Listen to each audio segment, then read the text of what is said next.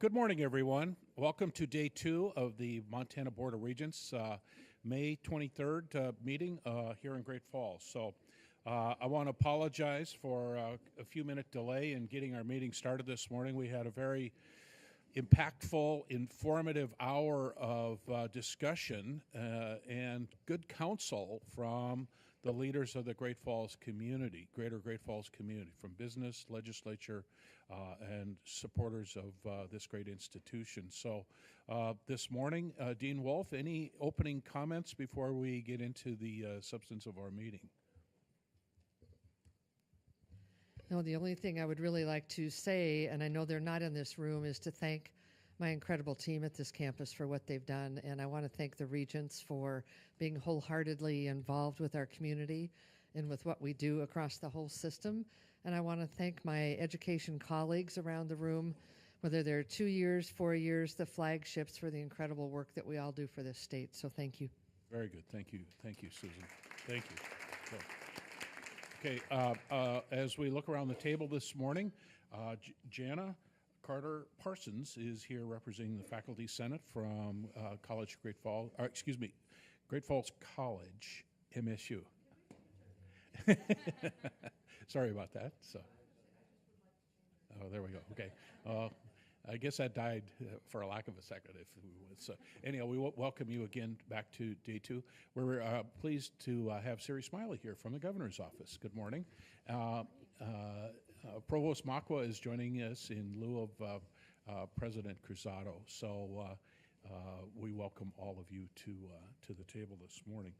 With that, our agenda is fairly straightforward this morning. We will have opening remarks by Siri Smiley from the governor's office. We'll throw it over to the Academic Research and Student Affairs Committee for some action items, and then we'll take action on things contained within the budget, audit, and administration. That was a long list yesterday, academic, and then election of officers and public comment, and we'll stand adjourned. With that, what I'd like to do is to ask Siri Smiley from Governor Bullock's office to share with us the latest from his purview, as well as discuss an important item with regards to an affirmation of future-ready cabinet goals. With that, good morning, Siri. Good morning. Thanks, Chair Nystuen, and good morning, Regents and campuses. I appreciate flexibility with the agenda and allowing me to do this today instead of yesterday. I just got back from 2 days in Whitefish with the National Governors Association for the Governor's Chairs Initiative, had a Good Jobs for All Americans Solutions Summit. And so we had 32 states represented, workforce and higher education and public education professionals tackling the workforce of the future, second acts for mid-career workers, and rural resurgence as it relates to getting good jobs for, again, all Americans. And it was a really great 2 days. The governor was able to highlight some of the great work that's happening here in Montana, including having Chancellor Weatherby present on the great work that they are doing down at Western, and had some really good energy and ideas. So we will look forward to continuing that conversation. I think this is the end of the governor's term as chair of National Governors Association, but I think there will be a lot of good work that comes out of that and collaborations that we can have with other states as well. I know you probably covered the legislature in depth yesterday, but I just wanted to do a quick recap and really celebrate some of the things that the governor was excited about at the end of the session. First and foremost, restoration of financial aid to increase access for those students with financial need. And we know that investment is going to be magnified and amplified by the partnership with campus foundations, and so we're just really excited and grateful to all of the folks in this room who worked hard to make that happen, as well as the STEM scholarship funding cleanup and funding for the university system. That we were happy about the level of that. So again, I know the governor is grateful, Commissioner, for your leadership, for the office's leadership and the board's throughout the session to make sure that legislators really understand the good work that happens here across the state on all of the campuses, and it wouldn't have happened without that. So thank you for that. A couple of exciting items for us as well in terms of student success and making that transition from secondary to post-secondary. The Advanced Opportunity Act, which is House Bill 387, and House Bill 351, the Encourage Transformational Learning Act, both I think will provide opportunities for additional partnerships between local K-12 districts and all of you in post-secondary. And one thing that hasn't gotten talked a lot about, but we've talked a lot about apprenticeship and work-based learning over the last few years, and there was a bill, I think it's House Bill 732, that actually creates a offset for an employer that brings on a student for a high-quality work-based learning experience for the workers' compensation premium. So we often hear as a barrier for employers engaging in work-based learning that workers' compensation cost is a little too much for them to engage, and so this allows the Department of Labor to certify what a high-quality work-based learning experience might be, and then an employer would be eligible to get that offset. So we're very excited about that. Certainly, one of the governor's top priorities, preschool, was one thing on the list that we felt like didn't get done, and I think there's a lot of work to be done in the biennium, but certainly some really good champions, legislative champions, that I think will continue to push for and figure out how Montana can invest in early childhood education so that those children get a really strong start and are ready ultimately to go on to college and then into the workforce. So I will shift now and talk a little bit about the Future Ready Cabinet item that's on here as potential action, and I'm going to pass around what we're calling the attainment goal and strategies document. So I've talked a little bit about this before, but Governor Bullock created the Future Ready Cabinet in June of 2018, just about a year ago. Includes the Lieutenant Governor, Superintendent Arntzen, Commissioner Christian, General Quinn, Department of Labor Commissioner Galen Hollenbaugh, and several other partners, Board of Public Education. And the goal was to revisit and relook at our 60% attainment goal, so 60% of adults in Montana having a post-secondary degree or credential.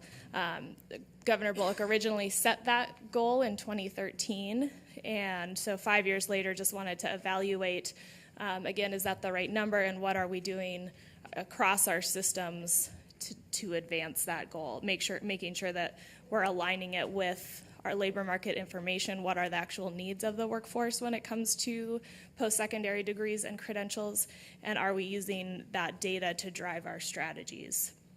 So the cabinet has met 5 times, dug really deep into some topics, including presentations from the Department of Labor on labor market information, meeting with employers and hearing what their workforce needs are, and what training they expect their employees to have. We had presentations from OPI and OCHI on Perkins and dual enrollment, career and technical education. So really getting all the folks on the cabinet up to speed on the great work and groundwork that is happening across the state. And so that all resulted in this document that you have in front of you, which I'll just quickly walk through. It gives a little bit of background, including where we're at in terms of our attainment goal. So we have 44% right now of Montanans would be meeting that attainment goal according to this definition, and we're headed towards 60%. And then if you go to page 2, this really sets the new attainment goal that the cabinet agreed to, and breaks it down by what degree and credential and the percentage that would be attached to that. I think when a lot of times, at least the public perception of 60% attainment is that means 60% of Montanans would have a 4-year degree.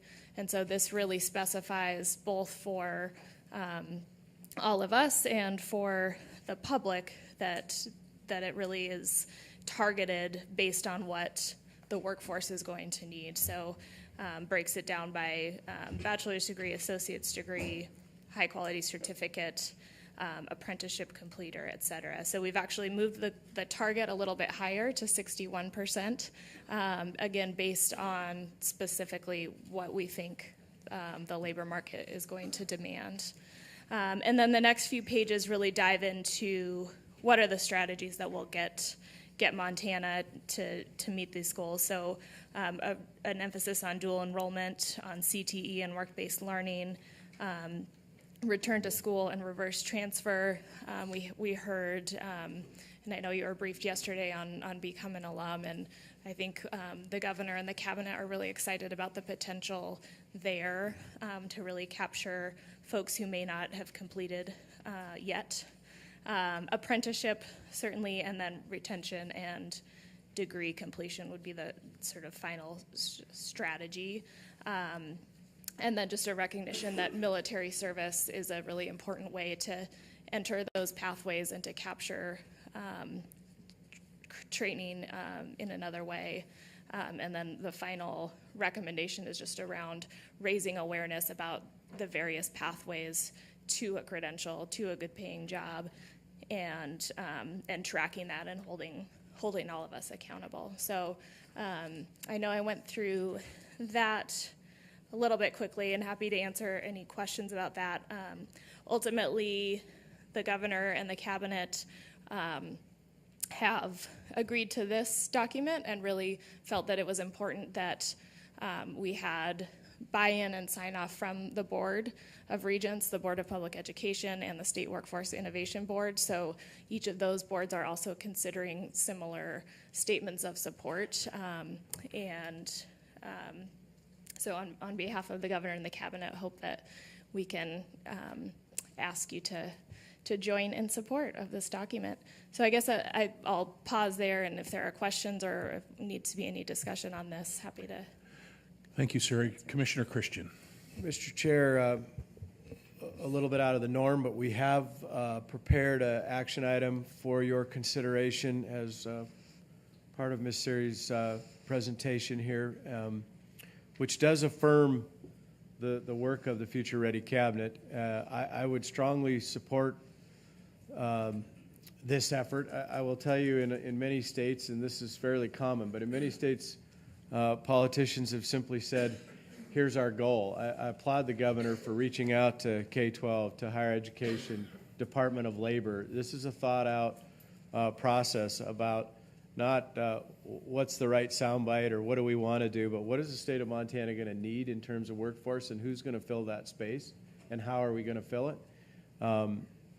I think there's been a lot of thought and effort that's went into this, and I would urge support of it.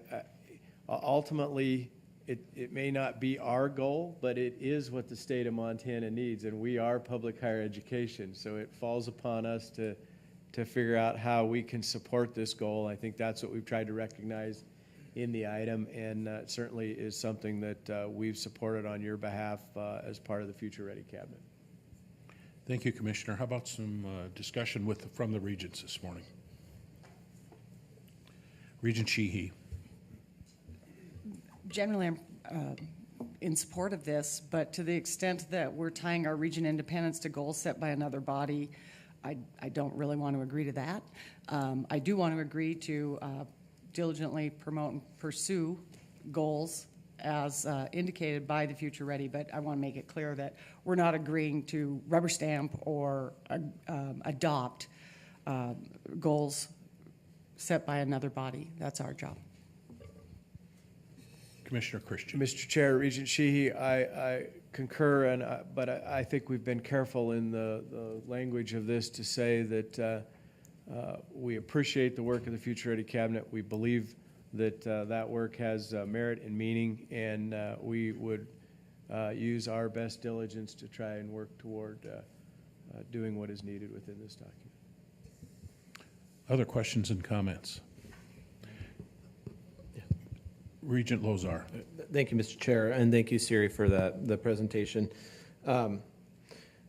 Certainly, this is a great opportunity for us to look beyond our roles as regents and look at the different sort of leaders and the different groups around the state of Montana who all have the same goal of making sure our workforce is ready and plugging the gap of the jobs that are going to come up in 10 years, 7 years, 10 years, and probably beyond. Just looking at the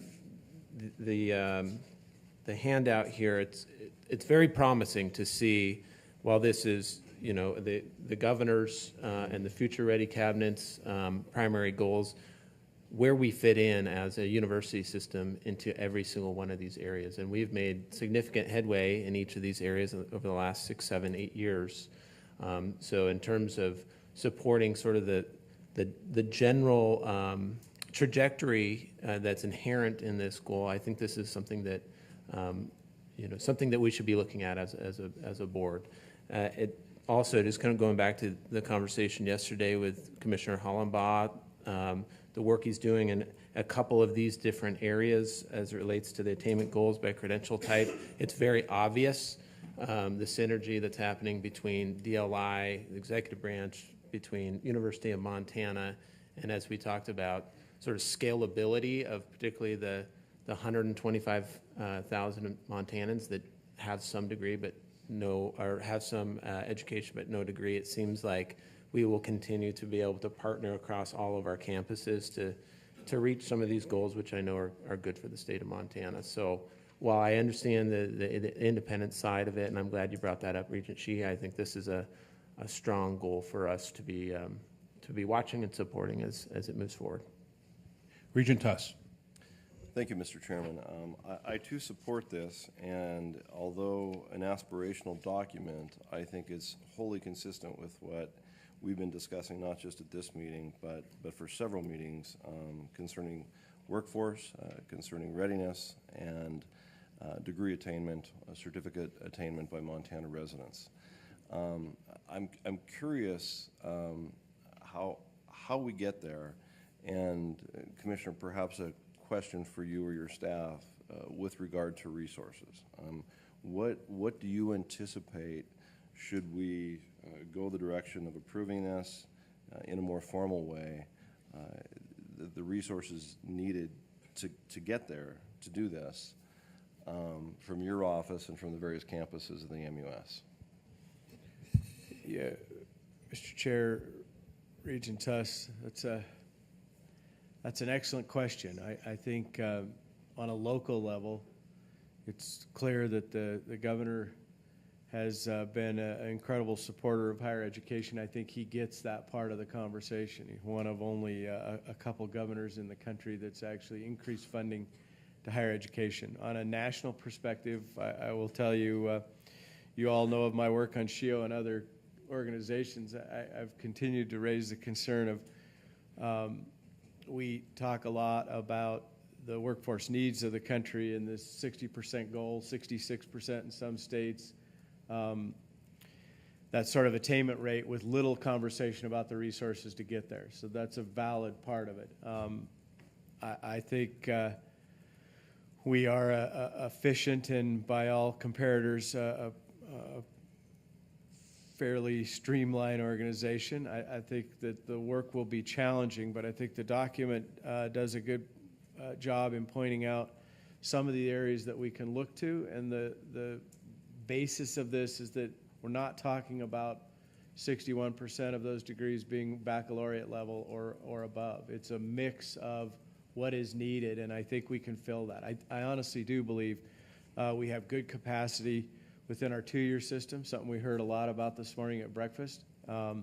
Much of what we need, and the biggest sort of move in this attainment document is within that sector, or valuable credentials. I think we have seen a lot of support at a state level, and we will need to step in and fill that void on meeting these attainment goals for the success and future workforce of Montana.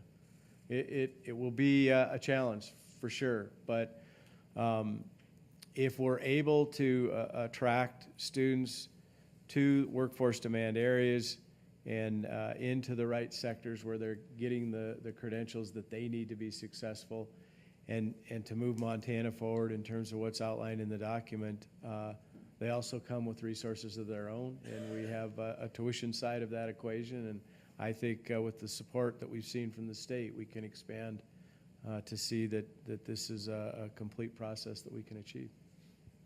Other questions or comments from the regents?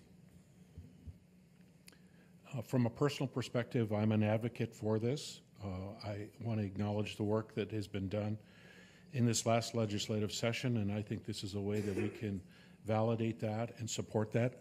From my vantage point, there's really nothing new.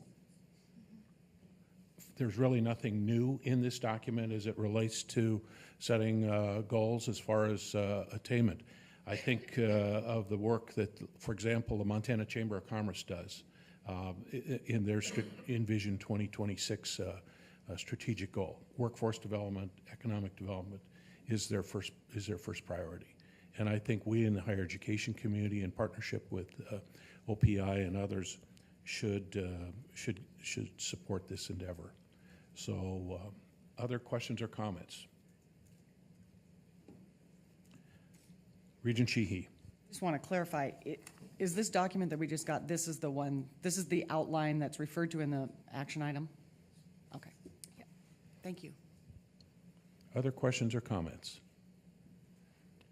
With that, the chair would entertain a motion that the Montana Board of Regents of Higher Education recognize and appreciate the work of the Future Ready Cabinet and their assessment of the educational attainment needs of our state. The Montana Board of Regents will work diligently to promote and pursue the goals outlined by the Future Ready Cabinet. Is there a motion to that effect? So moved. It's been moved by Regent Johnson. Let's have some discussion from members of the board. Additional comments? How about from the campuses? Oh, Regent Dabrowski. Thank you. Joyce. Mr. Chair. Further discussion would be how would the Board of Regents then understand the progress toward these goals?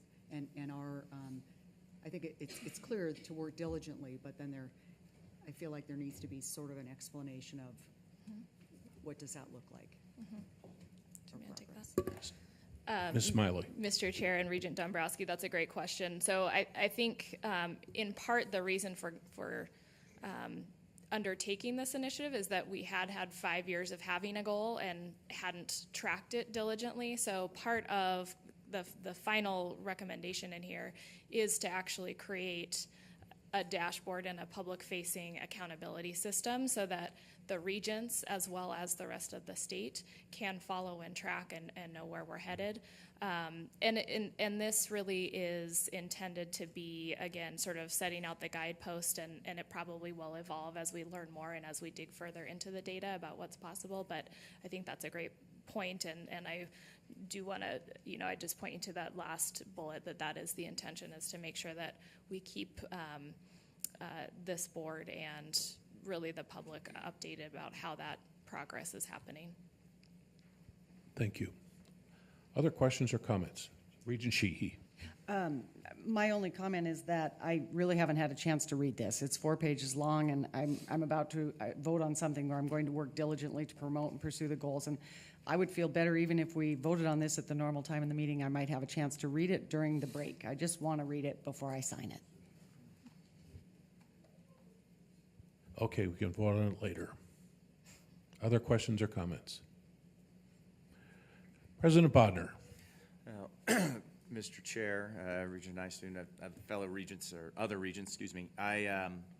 This I think is exciting from a university standpoint. We see our role as I'll call it human capital development engine that fuels the economy of this state. And as we saw yesterday with the discussion of the Become an Alum program, those are great initiatives when we do them as a university. They are effective, frankly, only when we do them as a collaborative partnership with the state. And so laying these out there and having us really work toward them, it spurs us to really make those types of initiatives successful. I think these are big, aggressive goals, but I think when you look at our demographic challenge, when you look at what our state's economy needs and the critical role that we play in it, I'm excited to to see this put out there. I'm excited about the partnerships, and I appreciate what the governor's office, what the Future Ready Cabinet is doing here. So I'm really excited about this. Thank you, President Bodnar. Regent Rogers.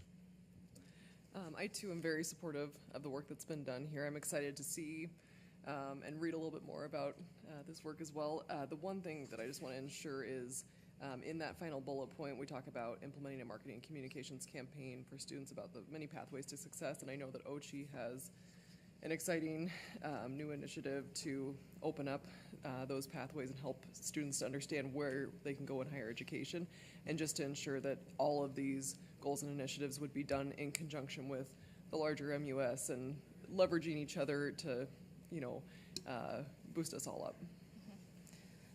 Just Thank you, Regent Rogers. add a little point. Chair Nystuen and Regent Rogers, again, a great point. And I think this goes back to what Chair Nystuen was saying, is that nothing in here, I don't think there's anything in here really that is new. Most of this work is already underway. And so when we say have a marketing campaign to create, that's what we're referring to. And in collaboration with all of these partners at the table. So part of this is just sort of putting it on paper. Here are the efforts that we collectively know are happening, and we're going to work together to make sure are successful.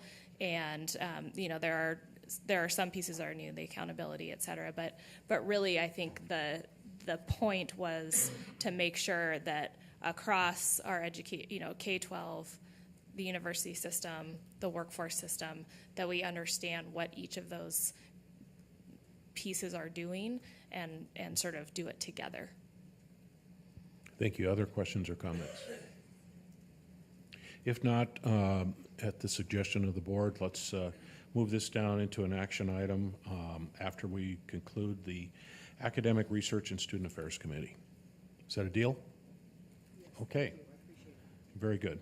With that, the next item, thank you again, Siri. Could I just have one final? Yes, ma'am. On a personal note, this is my last Board of Regents meeting. No.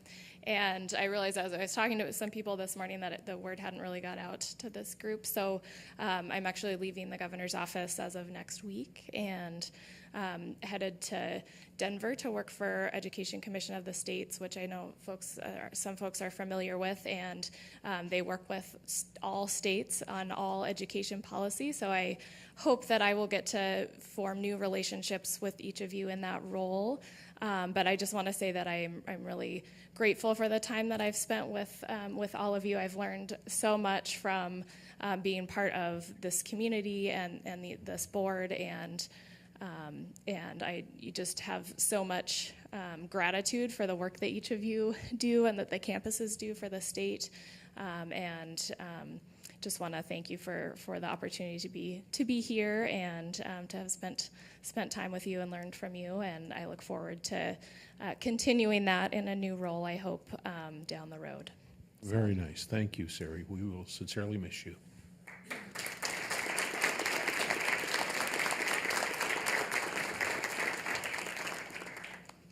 With that, let's move on. We will turn the meeting over to the Academic Research and Student Affairs Committee. Regent Sheehy, you're the chair.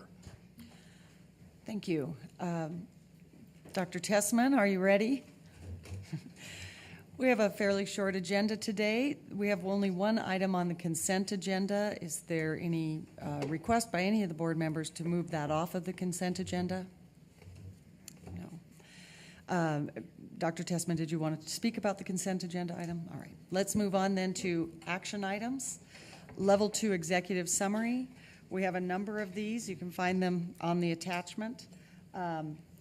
We'll go in order. Start with the Montana University System Institute for Interprofessional Education and Collaborative Practice in Health and Medicine. Who will be speaking about that?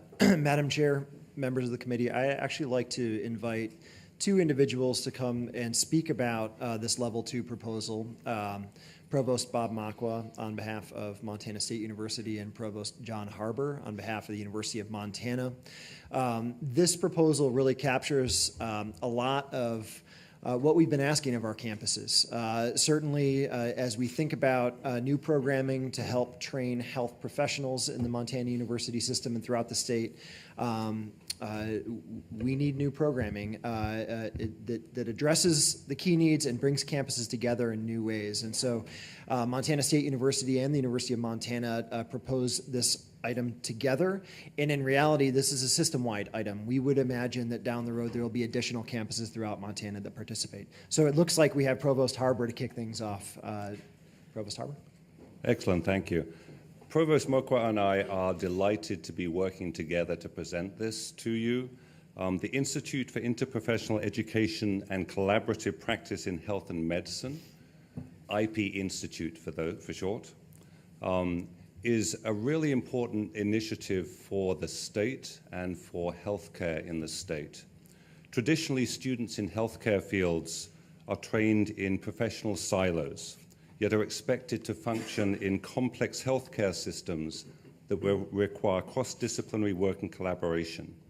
Increasingly, our healthcare program accrediting bodies are requiring interprofessional education, where the students are learning together, working together, collaborating together, so their education is similar to the type of work that they would be doing as professionals. So this is a very important step forward in the training of students across the entire healthcare system. While the trend from accrediting bodies is to mandate interprofessional education, there's little direction given on ways to meet that. And so this is an area where we are going to be at the forefront of developing and implementing approaches to healthcare interprofessional education. Working together between MSU and in particular, Dean Shannon of the College of Nursing at MSU and Dean Humphrey at UM's College of Health Professions and Biomedical Sciences, the team has put together a proposal for an institute that will help both universities develop and deliver interprofessional education training, coordinate with health education centers throughout the state, and then over time grow to provide IPE services and support for the entire MUS system. As you can see from the proposal, there's some initial funding that the two institutions are dedicating to get this started, but we believe there's very significant opportunities for grant funding to grow this institute over time and expand its reach. I'll invite Provost Mokwa to add anything he'd like. Thank you, John. Thank you, Commissioner. A few details to go along with what Provost Harbor mentioned, and some remarkable statistics. There are over 70 health-related programs in the Montana University system. When we include the two-year colleges as well as the tribal community colleges, there are 125 health-related programs. So part of this initiative is to form this virtual educational institute, which is quite different than what we often discuss here in terms of research centers and research institutes. This is a virtual educational institute that will provide opportunities for interprofessional education throughout the state. One way of looking at this is in terms of the team-based care initiative. A statistic provided by our Dean Shannon of the College of Nursing indicates that errors from health care are the third leading cause of death in the United States. Interprofessional education is important in terms of providing the requirements that we have for accreditation. For example, Montana State University will be participating in this through our programs of the College of Nursing, the WAMI Medical Program, counseling, dietetics, and a number of other initiatives. University of Montana, College of Health Professions and Biomedical Sciences, pharmacy, physical therapy, and a number of other programs. We've also been contacted and been in communication with other campuses across the state. And once we have this institute up and running, our plans are to incorporate and make connections with the appropriate individuals from the other campuses, so we can truly make this a team-based approach with the goals as stated in the proposal. Thank you. Thank you. Regents, any comments on this item? Regent Dombrowski. Yes, Mr. Chair, thank you. I would have to say, as having spent 35 years in healthcare, we take care of patients as a team.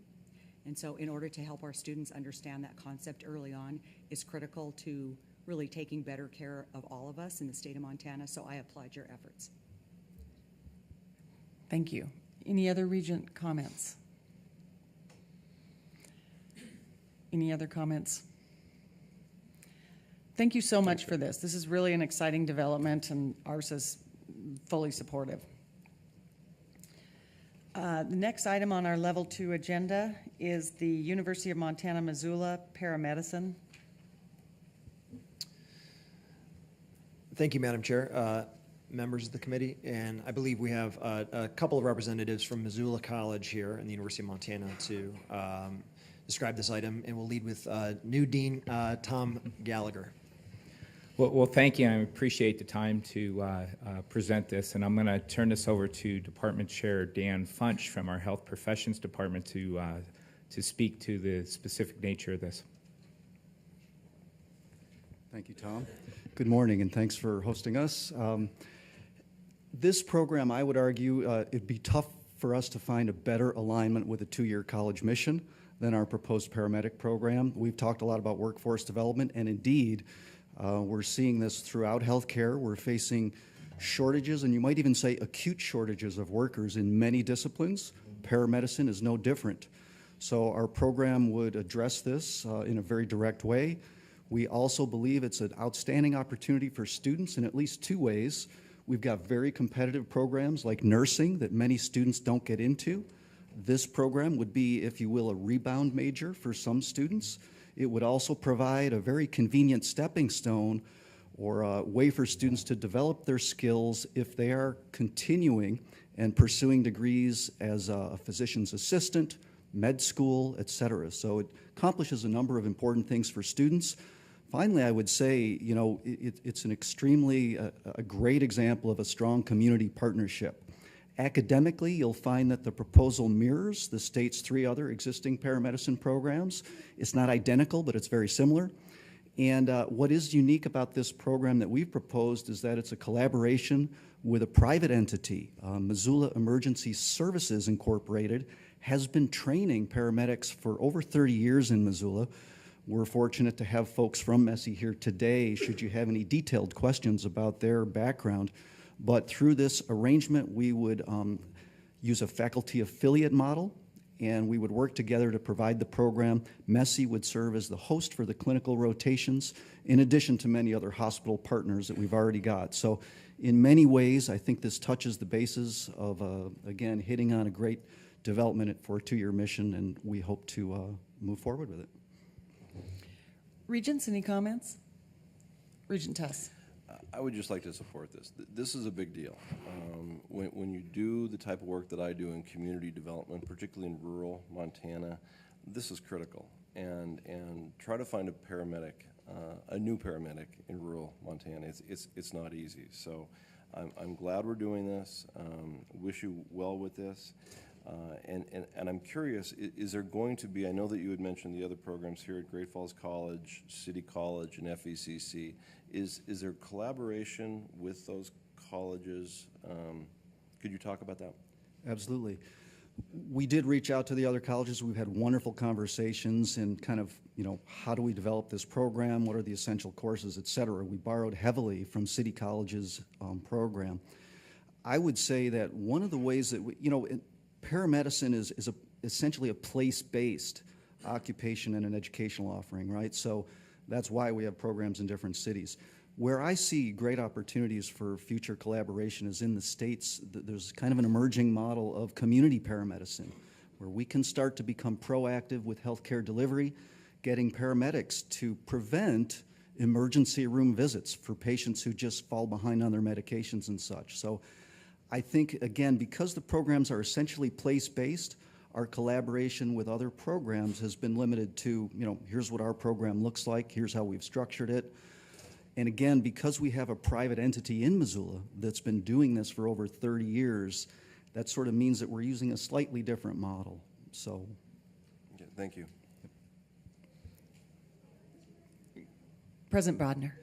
Madam Chair, I just want to emphasize and frankly applaud this team for this initiative. I mean, I think it is a much needed community need, but it's also a great model for us to look at, because training and education happens in a lot of different places throughout our community today, right? This is training that has been happening, but it is training that can be more effective and have better outcomes and longer lasting outcomes for students when they do it in collaboration with a higher education entity. So I think this is one example, but something that we're going to be building upon. You've seen it, that we've done it with other private companies and helping build kind of training and development programs within the technology sector. And I think this is something that I want to applaud this group, and something that we're going to build upon in other ways too. So thank you. Thank you. Regents? No. I'd like to thank you, Dr. Funch, and Missoula College for not just hitting the bases, but knocking this out of the park. We feel very listened to as a committee and as a board in the way that this has come to fruition, so thank you. I'm not a doctor, but I do have a master's degree in science. In science. I always feel like it's a safe bet here to go with the doctor thing, but But thank you nonetheless. thank you. Our next item is also from the University of Montana. It's social work option in the public health PhD. Dr. Harbour? Thank you, Chair Sheehy. The University of Montana's School of Public and Community Health Sciences and School of Social Work propose an option in social work within the existing PhD in public health. The program aims to provide students with an opportunity to pursue coursework and research in both public health and social work, disciplines which are really intertwined. The joint Master of Social Work, Master of Public Health programs across the country are increasingly common, and this PhD concentration provides a logical and much needed stepping point from that. It would be unique in the region. It will be drawn from existing coursework, so it doesn't require additional resources, but provides an important new option for our students. Outcomes of this in terms of student employment include a lot of important opportunities in the healthcare fields, substance abuse, mental health opportunities, and really is designed to enhance well-being and reduce social health problems. So this is public health with a social justice emphasis. Do we have any questions for Provost Harbour? None? Thank you. Our next item, actually our next three items are retitlings. Are you handling all of those, I am, Provost? yes. This has been through the committee and we've all read the retitling. So do you have anything you need to add to the written materials? Nope. Any questions from the regents regarding the retitlings? There are three of them. We'll start with Regent Lozar. Thank you, Madam Chair. I just had a question on, there's a couple of them where we're merging a school or merging departments under a new name, and I know University of Montana has been going through program prioritization for a while, but I'm curious to know sort of how you included the student voice in the conversation as it relates to programs within a school now being merged into a retitled program, a retitled department. So how are students involved? So is there a particular example you're thinking about? Well, retitle the College of Visual and Performing Arts to the College of Arts and Media, and then the third retitling one, which is the Phyllis J. Washington College of Education, particularly the moving of the two departments, Health and Human Performance, Speech, Language, Hearing Sciences, into the College of Health Professions and Biomedical Sciences. Yeah. So the question really is, what did the students have a voice in this? What were some of the things that they said and heard? There is some indication that faculty are aware of this and supportive of this. So just wondering what the students' voice was. Yeah, so these moves came out of our instructional staffing plan process, which was the outcome of a series of planning activities that had gone on that included strong student involvement in our university planning committee. And so there was extensive conversation around the whole prioritization process that in fact predated my involvement. And so there was extensive input at that stage. These movements have not attracted a lot of student input, partly because we're not changing the program. So the School of Journalism is still the School of Journalism. It has its same degree programs. It's being organized within a college, what will be the College of the Arts and Media, but from the student's perspective, this is still the same School of Journalism. It has its same building, its same programs, its same faculty and endowments. So it's not something that I've heard a lot of concern about from the students. There were some alumni that contacted me about that and wanted reassurance that this is still a highly respected and powerful School of Journalism. It's really more of an organizational change to increase efficiency and collaboration, and we've already seen some positive outcomes from that. The same with the move of the two departments from the College of Education to the College of Health Professions and Biomedical Sciences. This came from those programs and has been viewed very positively by the students because, well, we've just heard about the interprofessional education, the chance to work more closely with others in the health professions field. Thank you. Regent Tuss? And I don't want to be redundant about this, and for the most part, you've answered this question, but of all of these proposals, we did receive some communication on the J School. Yeah. A few months ago. It's a storied program, it's a wonderful program, and those comments primarily came from alumni. So if you could dig just a little bit deeper into assuring anybody who may be listening or watching and those alumni that indeed the quality of the program at the University of Montana with regard to journalism will not be compromised by this move. Yes, I can absolutely assure that. I mean, we're moving it so that there is more collaboration with the College of the Arts and Media, and we've already seen some really positive benefits from that. So the collaboration with media arts, for example, by being under the same organization and doing some work together, both groups are starting to see a lot of new opportunities to collaborate, to work together that will benefit students and only enhance the value of a J School degree from the University of Montana. I want to reiterate this is a really important program for the state and for the University of Montana, and we are excited by its strength. We would like to see it continue to be strong, but grow.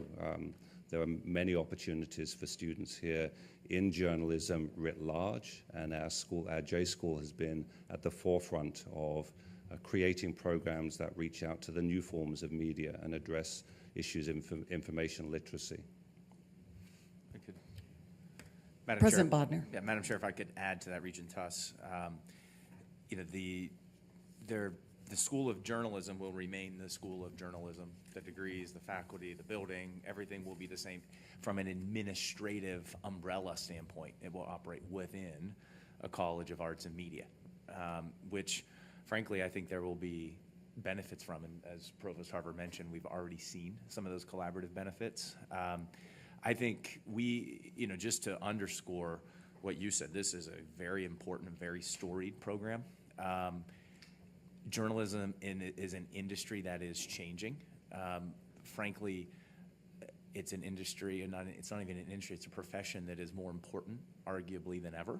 And the skills that our students in the School of Journalism learn in terms of taking disparate pieces of information, taking incomplete and inaccurate pictures and distilling it into a comprehensive, clear, succinct articulation of the events happening in our world.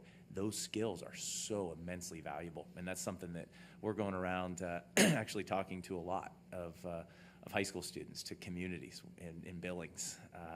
We just had our high school journalism day on campus a few weeks ago, actually the largest one we've had in years. So this is a school that is of tremendous importance to the University of Montana historically, and it's of tremendous importance, I believe, not just to the university, but to the state of Montana today and in the future. So we're really excited about the future of the School of Journalism at the University of Montana. Thank you. Regents, we've been through several items from the University of Montana. Any other questions regarding those items? Provost Harbour, you're free to go. Thank you. And thank you for your help on this. I'd like to thank the University of Montana for their thoughtful approach to this reorganization and prioritization. You've really done a great job with how you brought these to us. Thank you. Our last item in the Level 2 action items is from the Montana Technological University, which which I used to think of as Montana Tech. Thank you, Madam Chair, members of the committee, and I believe Provost Abbott will be here to speak about the master's degree proposal. Welcome, Provost Abbott. Thank you. Chair Sheehy, members of the board, the gold standard for practicing engineers is the professional engineer, or PE, designation. Nearly all states follow the model law prescribed by the National Council of Examiners for Engineering and Surveying, or NCEES. The current model law by NCEES is a bachelor's degree in engineering from an accredited university. In 2015, NCEES adopted what they called Proposition Statement 35, which recommends increasing the educational requirement for a PE to a master's degree. Montana Technological University currently has a Master of Science degrees in all 12 of our ABET accredited engineering programs. These master's degrees are on-campus research-based degrees. This proposal, the Master of Engineering, or MEng degree, would be entirely course-based. Most of the courses needed for the MEng are taught in our current Master of Science programs. There is capacity for additional students in these courses, but we anticipate the need to add an additional faculty line and .2 administrative support once the program's enrollment reaches 24 students. Finally, it's our goal to get the courses online in the not too distant future so students can obtain their MEng degree while they are working as engineers. Our School of Mines and Engineering Dean, Dan Chudanowski, is here to answer any specific questions you may have regarding this proposal. Any questions for Provost Abbott? Hearing none. Thank you. Moving on to the information items. Dr. Tessman? Madam Chair, members of the committee, just a quick half beat here before we move on to the information items. I would like to draw the board's attention to the new program data link. And Heather, I don't know if you're manning the controls there, but we've been in the habit of compiling this information, and I don't feel like we need to get into the numbers in any detail here, but I want to let the board know that we do look at the number of programs that as a whole you are approving on a yearly basis, and also the number of programs that we put into moratorium or terminate. And again, you'll see fluctuation from year to year, and I just think that is easily understood, especially as campuses throughout the system reorganize. And I also would caution against some kind of notion that we follow any one in, one out kind of rule. But I do think it's healthy to see that our campuses are looking at programs both that are on the horizon for approval, but also looking at programs that may no longer be serving the needs of students throughout the state of Montana. So I just wanted to reassure you that we look at this information and we'll periodically present this information to the board.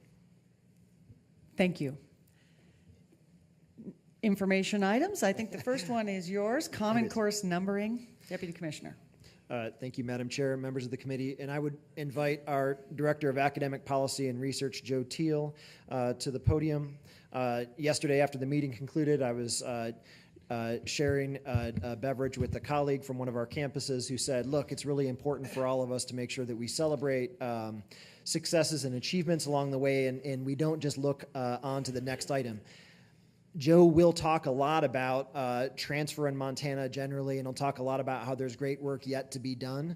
But I do want to make sure that we take a moment to reflect on the achievements that we have, the achievements that we've achieved over the last year and more. In fact, in really looking at our common course numbering system and making sure that we have maintained and actually improved that system. So, Joe, take it away.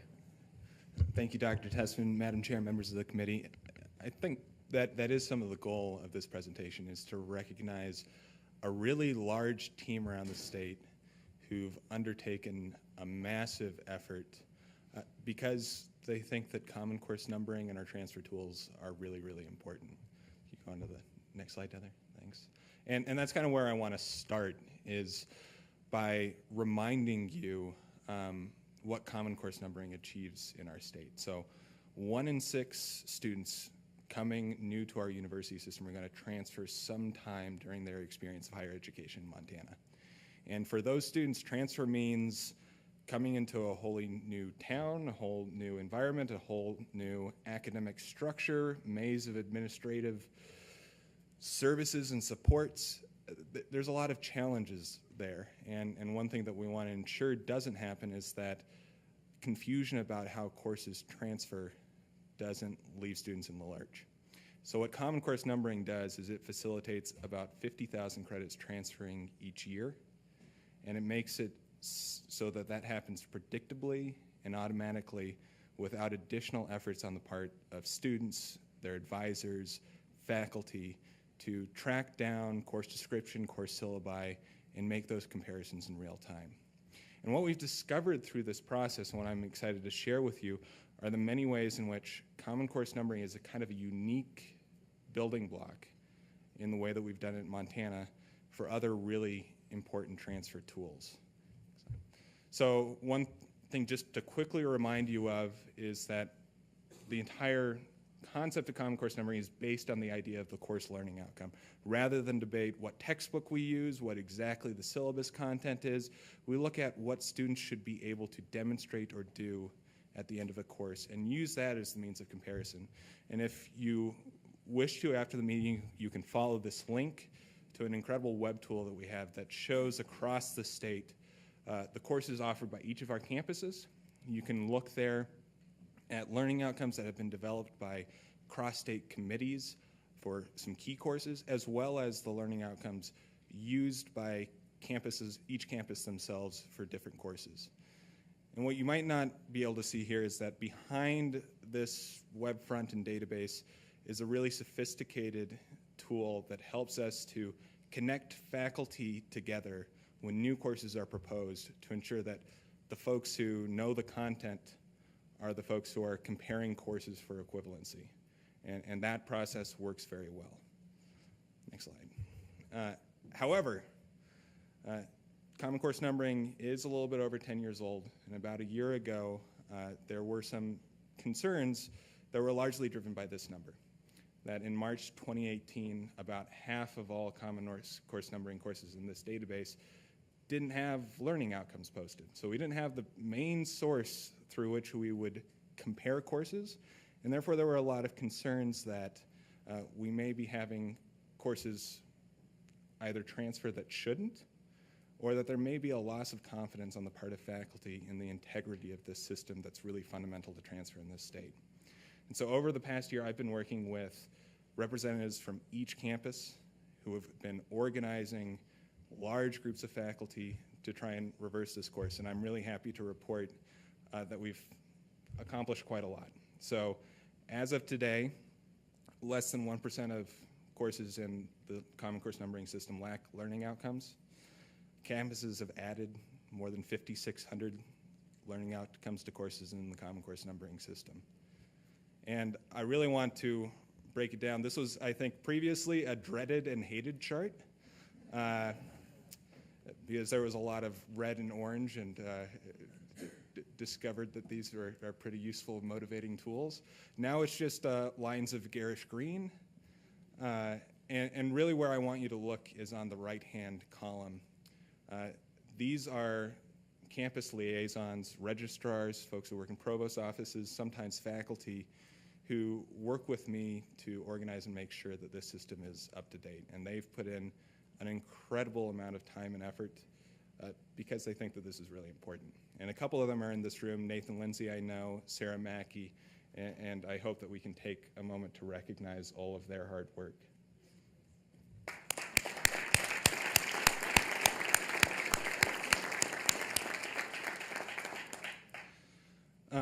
And yours too, Joe.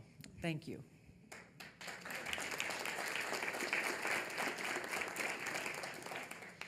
And one other person who should be thanked is Amy Unsworth from the Commissioner's Office, who's been my wingwoman in ensuring all of this happens. She's far more organized than I am, and she's also been really influential in understanding how we change our processes, change some of our training so that we can keep this momentum going. Thank you, Amy.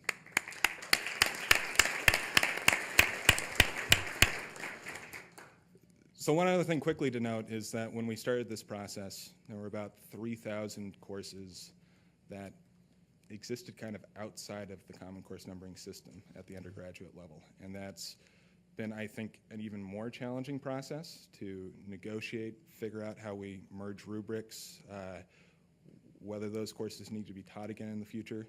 But since March of last year, 2,600 of those courses have been either removed from the books or brought into the Common Course numbering fold. Now, the last time that I've came to talk to you about Common Course numbering, we also discussed kind of the layers that we felt were missing in quality control for this system moving forward, so that we maintain that confidence that students aren't going to be ill-served if they transfer with a commonly numbered course. And really, we felt that that required faculty coming together to look at least some of the most commonly transferred courses, to look across existing rubrics to make certain that similar courses hadn't fallen through the cracks. And so over the past 6 months, we've had these 10 faculty councils come together as kind of pilot disciplines to test out this new approach. This involved around 100 faculty, often full-day meetings. You can imagine that initially, the pitch of a full-day meeting to discuss course numbering might lead to some eye rolls. But we discovered that they're incredibly valuable for many, many reasons. One is just the camaraderie amongst faculty. Second is the, I think, light bulb that goes on, particularly for some of our four-year faculty, when it comes to the creativity, expertise, passion that two-year colleges and their faculty bring to their work. And I think that those meetings really led to a greater sense of confidence that students transferring from two-year colleges are receiving the same high-quality academic experience in their coursework. So these groups have been reviewing some of the most commonly transferred courses, having incredible discussions. They've also managed, in many cases, to collapse courses where we have multiple tracks across the system to make it simpler for two-year colleges and other colleges to offer kind of parallel coursework. So for example, in psychology, we had 2 psychological statistics courses that are collapsed to 1. In education, we had 2 education psychology courses that were collapsed to 1. And in education, we're also working on collapsing 3 different math sequences for educator prep programs and seeing if we can identify a common one across the entire system. So the final task, which was a little bit more of an experiment that we had these councils work on, was to develop statewide articulation agreements or statewide transfer pathways. So right now, many of our campuses have articulation agreements, but for many reasons, they're kind of a challenge.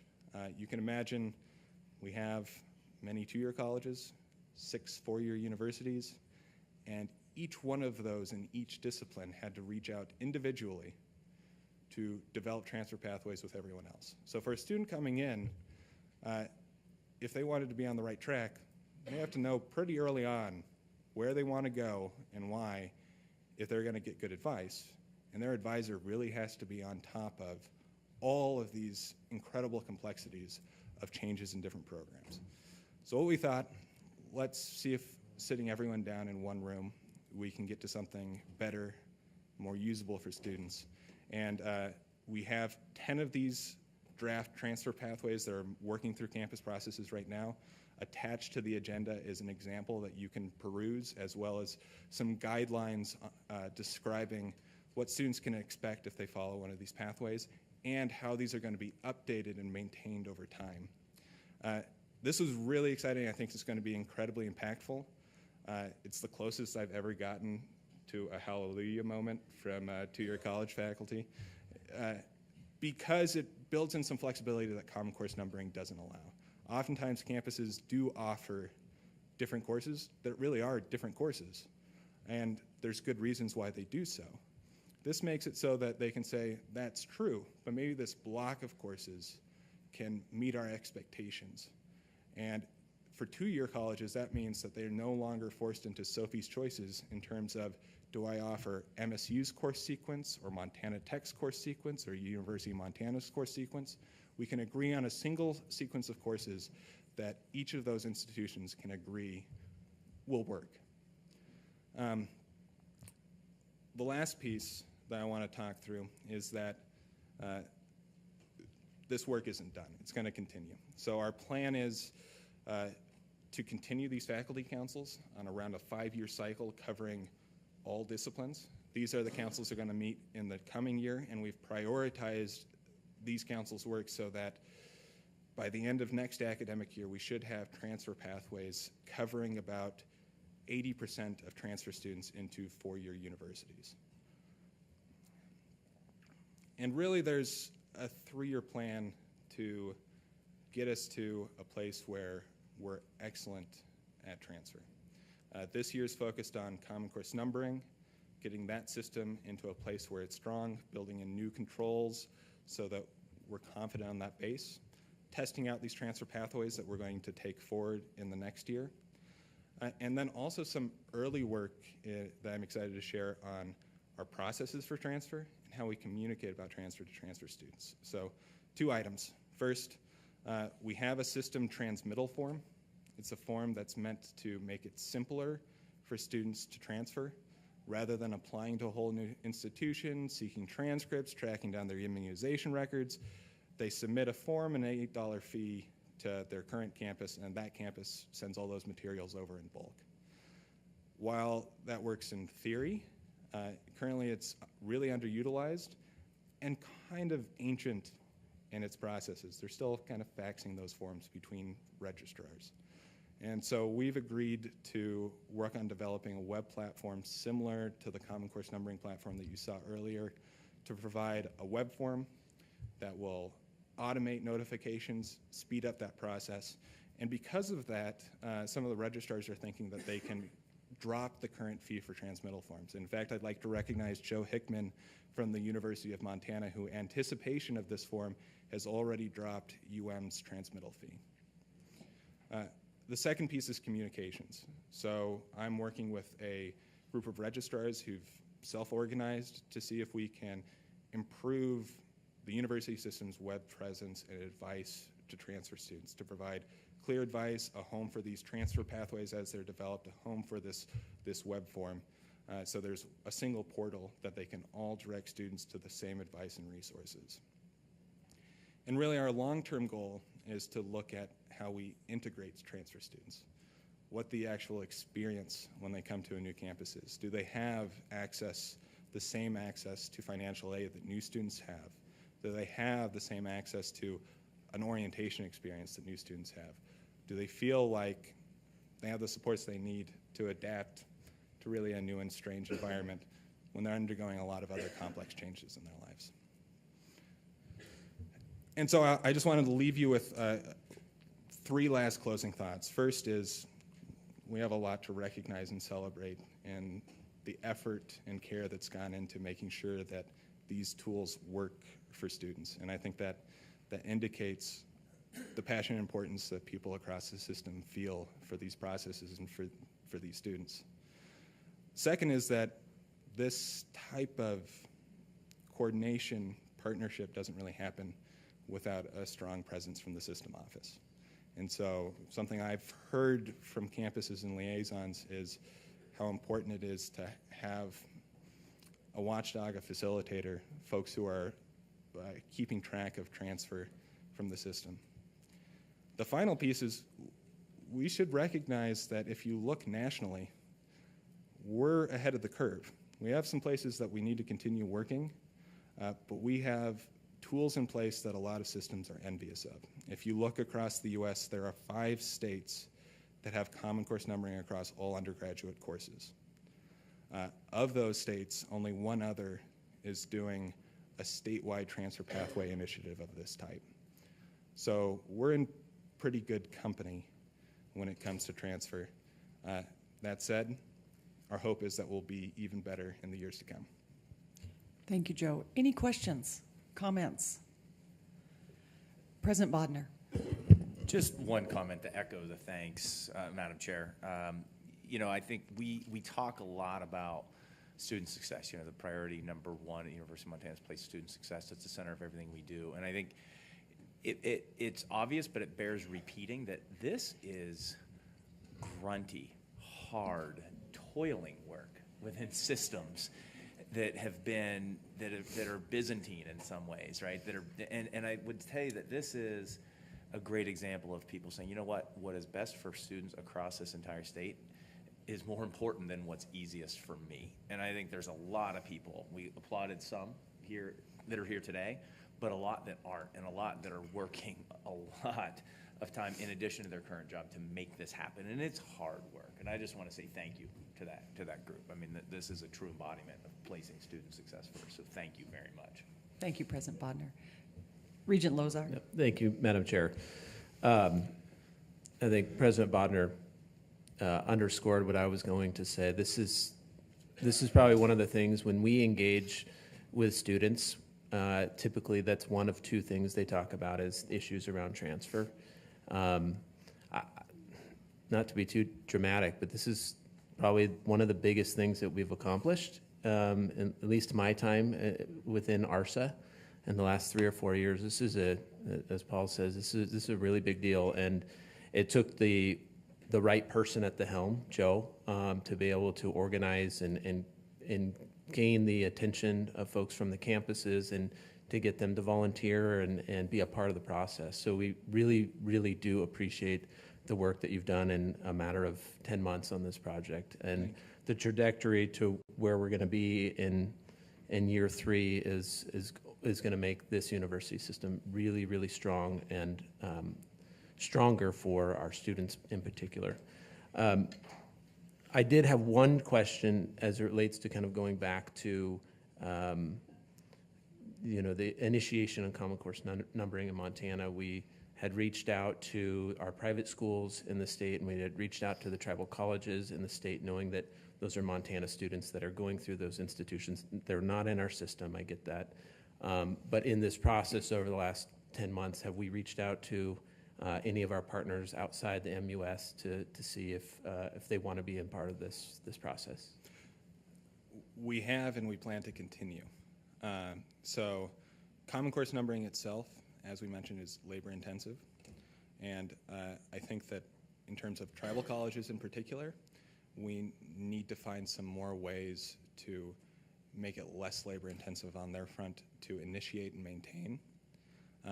But we've consistently invited them to the table, and I think as we get more of our house in order, we're going to have more bandwidth to do that more. The second thing is that the transfer pathway work, I think, provides another avenue for private colleges in particular. So I reached out to all of the private colleges in the state, inviting them to have faculty audit these committees, participate in these committees. A couple took me up on the offer and reported back that I think that this is a solid option for them to indicate ways in which students can transfer into their institutions. And so the goal is, as we finalize some of these initial drafts, to do another round of outreach to those institutions to say, here's a process by which you can join on, list your requirements, submit your ideas, and in this effort that we're undertaking to make it clear to students what courses to take, if they want to transfer in psychology to any 4-year institution in the state, that it can really mean any 4-year institution in the state.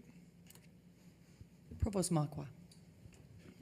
Thank you. This is a tremendous story, and I just want to make a few comments, because this goes back about 10 years or so when the Commissioner's Office made an investment, allocated some funds to develop this Common Course numbering system throughout the Montana University system.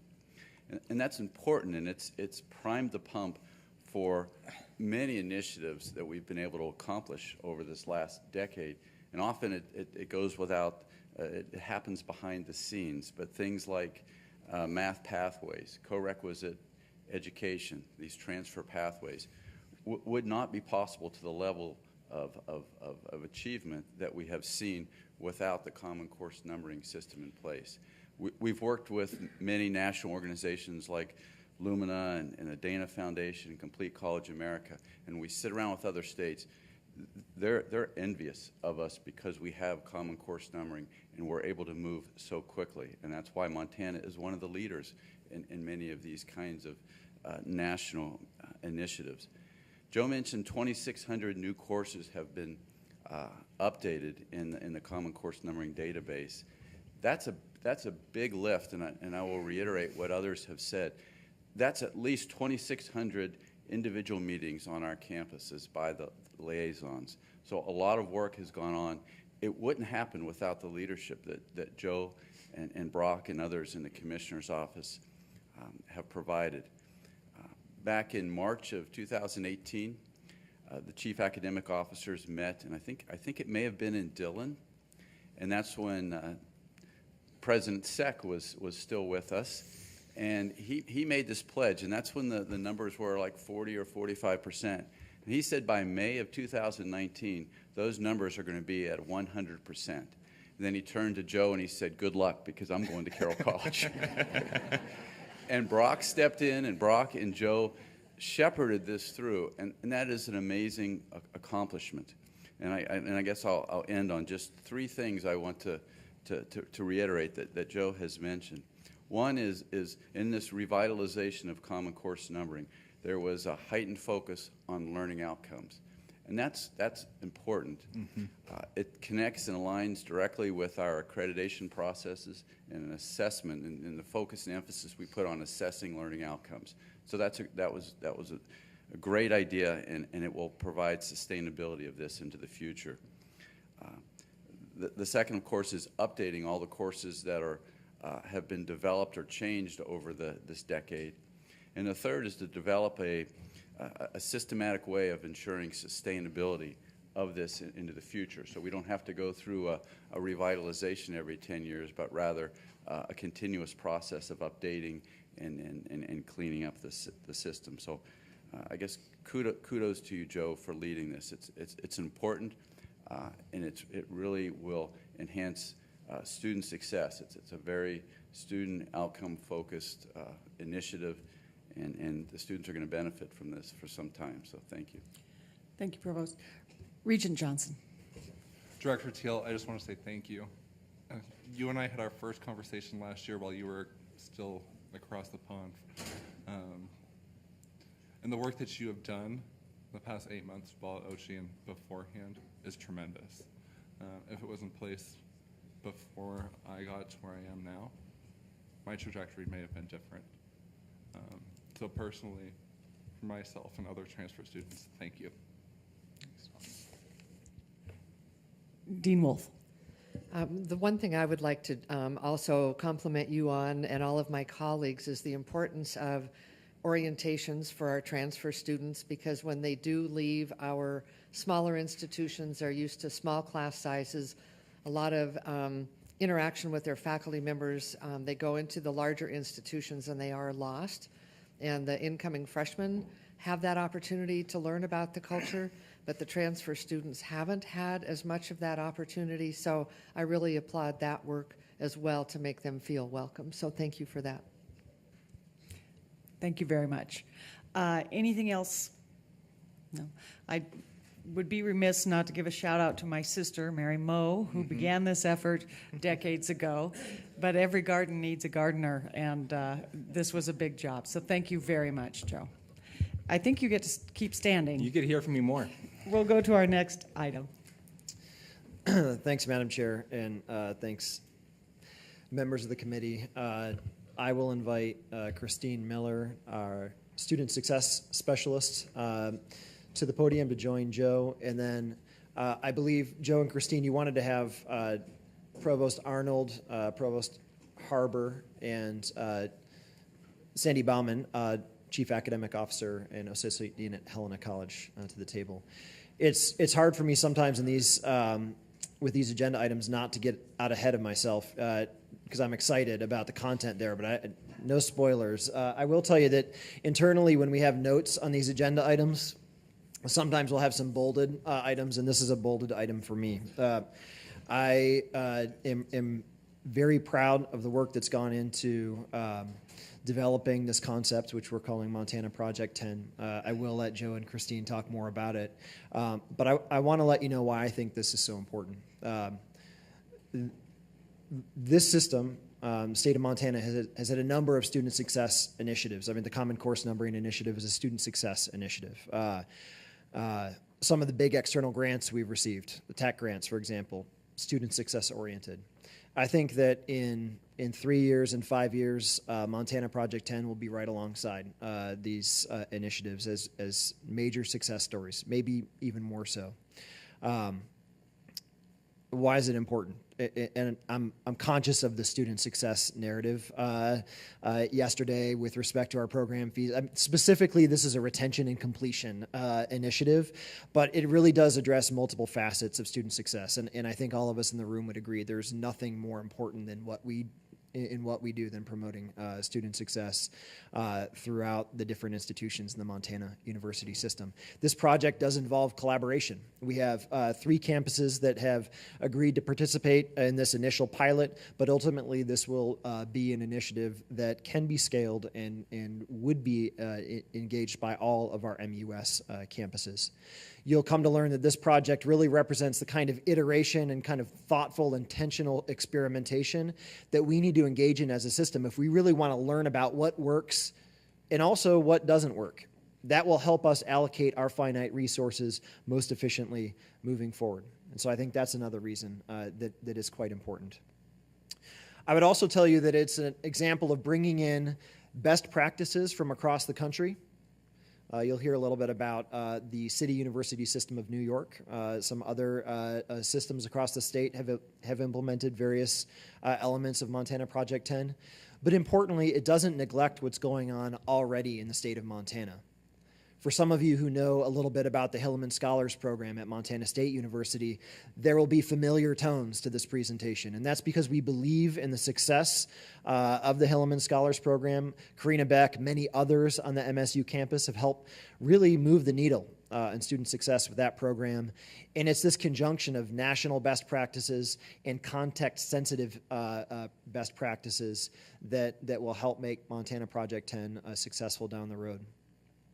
And lastly, this is when I will shut up, performance funding, okay? We had a brief discussion about performance funding yesterday. Ultimately, those dollars are at stake in the name of retention and completion, creating more degrees in the state of Montana.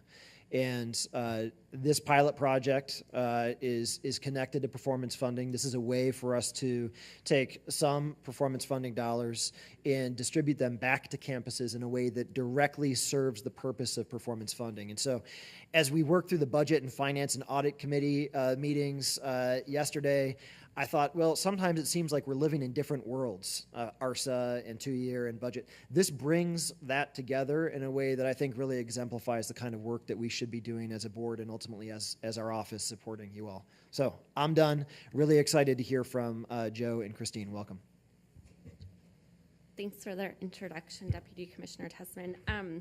Regent Sheehy, members of the committee, as Dr. Tessman said, we're here today to talk to you about a pilot project that our ARSA team, Joe Teal, Eric Meredith, and I have been working on, along with 3 campuses, U of M, MSU Billings, and Helena College, and we're very grateful for their eagerness and willingness and hard work in contributing to the development of this project. So Montana Project 10 is a student success pilot project aimed at retention and completion. And as Brock mentioned, it is about student success and it's about retention and completion, but it's also about serving the needs of our most underserved students. And Joe will tell you a little bit more about the motivation for that. So you're probably wondering what 10 means. 10 is 10 integrated student success interventions, a 10 percentage point increase in retention, and a 10 percentage point increase in on-time completion. So we want to share with you a little bit about the motivation for this project, the evidence that informs how we're planning this and why we think we'll achieve the outcomes that we propose and what it will do for students in our state. So our motivation can really be captured in this chart. I think that we all know that too many of our students drop out, and that a high proportion of those drop out having taken on some debt. What this is showing is that story is more stark for low-income students, for students from groups who we've traditionally underserved, really from the folks whose lives we most want to transform.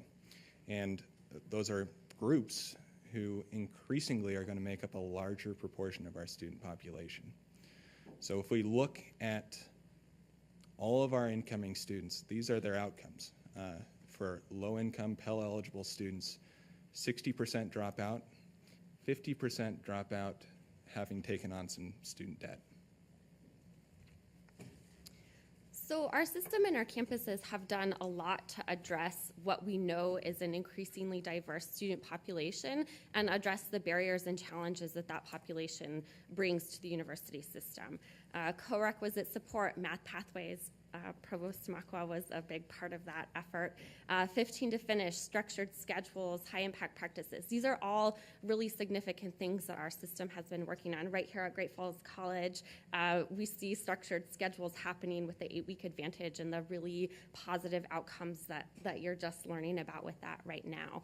I was just at Helena College earlier this week, and I heard that Helena College is going to give a national webinar on their developmental education reform with co-requisite support.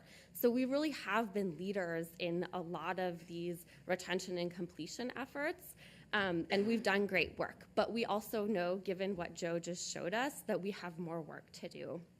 And so this pilot project aims to do that work, and it aims to think a little bit differently about what student success means, how we deliver high-quality education to our students, and how we learn from the strategies and practices that we're using so that we can participate in a continuous improvement process.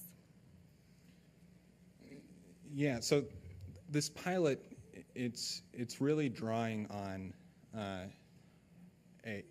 what we've learned about doing student success work in the system over the past 5 or 6 years, as well as Brock mentioned, some really innovative experiments that campuses have undertaken. We should mention, again, Karina Beck and the Hilleman Scholars Program, who've been an incredible help in giving us advice on what they've learned in their few years of work. Finally, it draws on some national models in other states that have been rigorously evaluated and shown to be extremely promising. And what those models, as well as a new wave of high-quality higher education research indicate, is that successful student success interventions can often be categorized in these 3 buckets. So first of all, financial supports, not just financial supports in terms of scholarships, but often supports designed to encourage students to attend full time, to encourage students to take the time to focus on their education, to provide students some of the key materials that they need when they're going to class. Second, purpose and belonging, particularly for first-generation students or students from groups that traditionally don't go to our universities, feeling like college is a place for them, and also feeling like college has a connection to their future aspirations and career. And then finally, academic momentum, finding those supports and strategies and curriculum designs that propel students through some of the key barriers in the curriculum that we know trip up many. Okay, so we're going to walk you through kind of what these strategies are and what they look like, but I also want to place us in the shoes of a student that could make use of this project. And many of you know this story really well. In fact, most of you, all of you know this story well because this is who our students are. So imagine that you are a student who has gotten through the hurdles of deciding you're going to go to college, applying to college, getting accepted, completing the FAFSA, and you arrive on campus. If you are a first-generation student or you're a Pell-eligible student, that is not a given, right? So you're already in a situation where the barriers that are going to come next are probably even more challenging for you. You might not know how you're going to pay for school, as many students don't. You might consider the option of taking on a part-time job. You might not know where the financial aid office is. You might not know what financial aid is.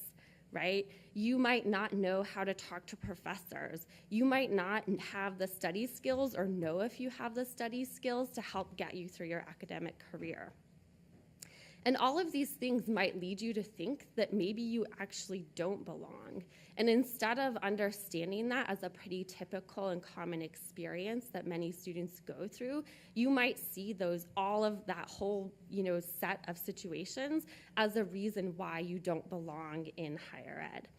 And so this program isn't just, okay, here are these interventions. It's a really carefully designed suite of strategies that address the most common barriers that Pell-eligible and first-generation students encounter. So you can kind of see this list up here. So I just want to give you a couple examples of how these strategies are integrated and how they address some of those barriers.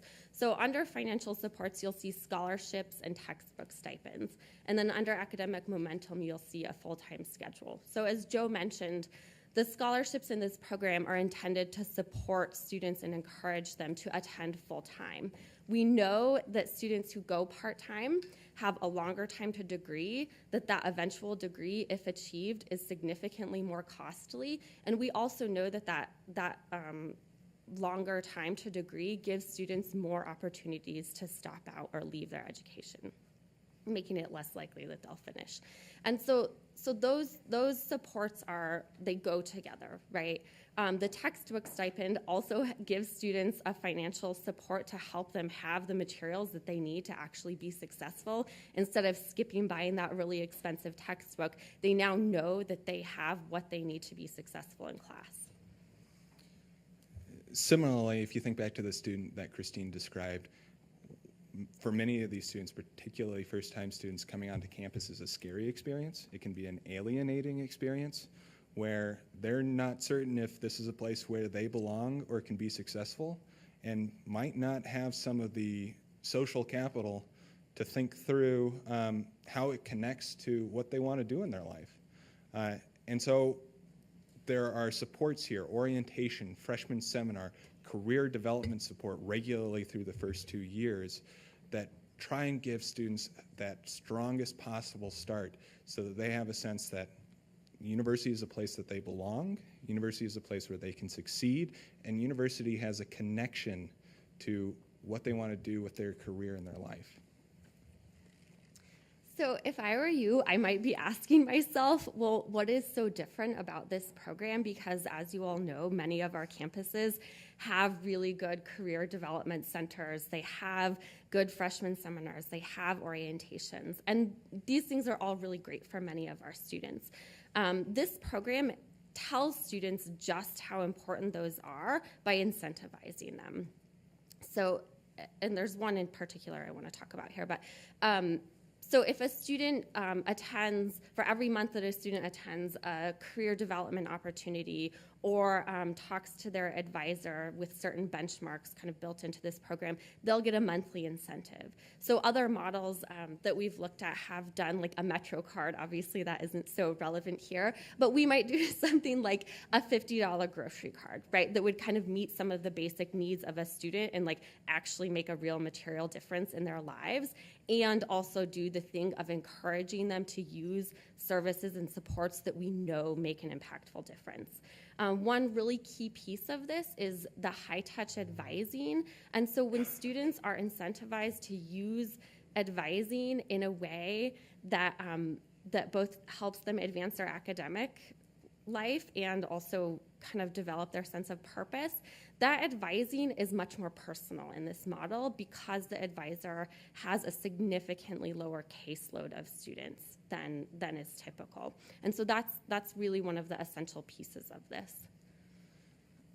So the last two pieces I'll touch on. We know that most of our students come in, whether due to a lack of confidence or a lack of preparation, with some needs in terms of math and writing development. And we've been a national leader in adopting a new model for doing that. So one of the other items that's connected to these monthly incentives and this high-touch advising is that we strongly encourage students to immediately start co-requisite math and writing support if it's needed, and that while they're enrolled in those programs, they will be attending tutoring supports at the campus tied to those monthly incentives. So you can see all of these supports exist in some ways on our campuses. What is key is how they're integrated, tied together, linked through high-touch advising to directly address some of the key barriers that we know prevent students from behaving in ways that lead to progression and completion. So linking scholarships and textbook stipends to attending full-time, linking monthly incentives to some of the services that research and experience suggests are incredibly important, but often in students' busy lives can be left behind or forgotten. So what this program will actually look like in Montana is that in the fall of 2020, we will enroll 300 Pell-eligible Montana resident students across 3 campuses in Montana Project 10. Each of those students will receive the 10 integrated student success strategies that we just talked about, and the program will cost between $2,000 and $3,000 per year per student. That difference in cost is due to the differing tuitions at each of these institutions. So that's a sizable cost, and a reasonable question is, why are we confident that the benefit makes that a sensible investment of state dollars? And really, it's because in this model we're iterating on models that have been rigorously tested in other states. We're adapting those models to fit some of the work that our campuses have been doing in Montana's context. So in New York, the CUNY system, this model, the Accelerated Study and Associates programs, is used on 27 two-year campuses and now 2 four-year campuses. In Ohio, a replication looked at the same model at 3 Ohio community colleges. And what you can see in front of you are the results of the original randomized evaluation of the ASAP model in the CUNY system. So for those of you who aren't doing a PhD in higher education research, what happened here is they took 1,000 students and they split them up randomly between a control group who received the college's usual services. They just enrolled and went through as usual, and a program group who received basically the model that we've just described. And they tracked those students over now more than 6 years.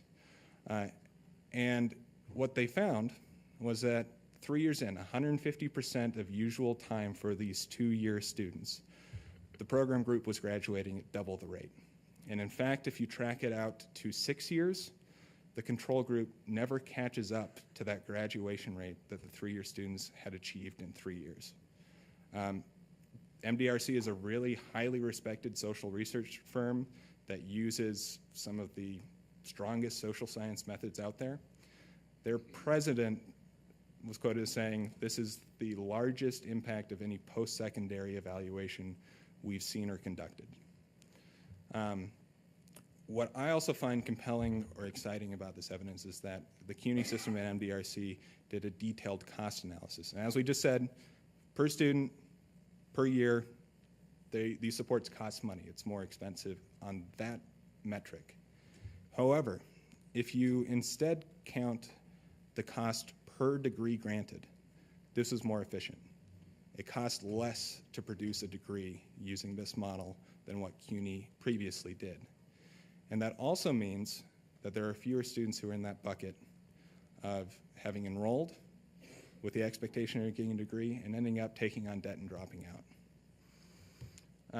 One other point that I'd like to drive home is that this significantly, for students who are graduating, significantly bumps up their time to degree. So this is using our data, Montana data, and it's showing that bumping up time to degree can save students and the state quite a lot of money. So in our system, if we were able to move from the average time to a bachelor's degree of 4.7 years to on-time completion, that saves students about $10,000. Within our cohort, if we were able to move 10% of those students graduating to on-time completion, you're talking on the order of $300,000, and if you think about the state subsidy for that, that's around $250,000.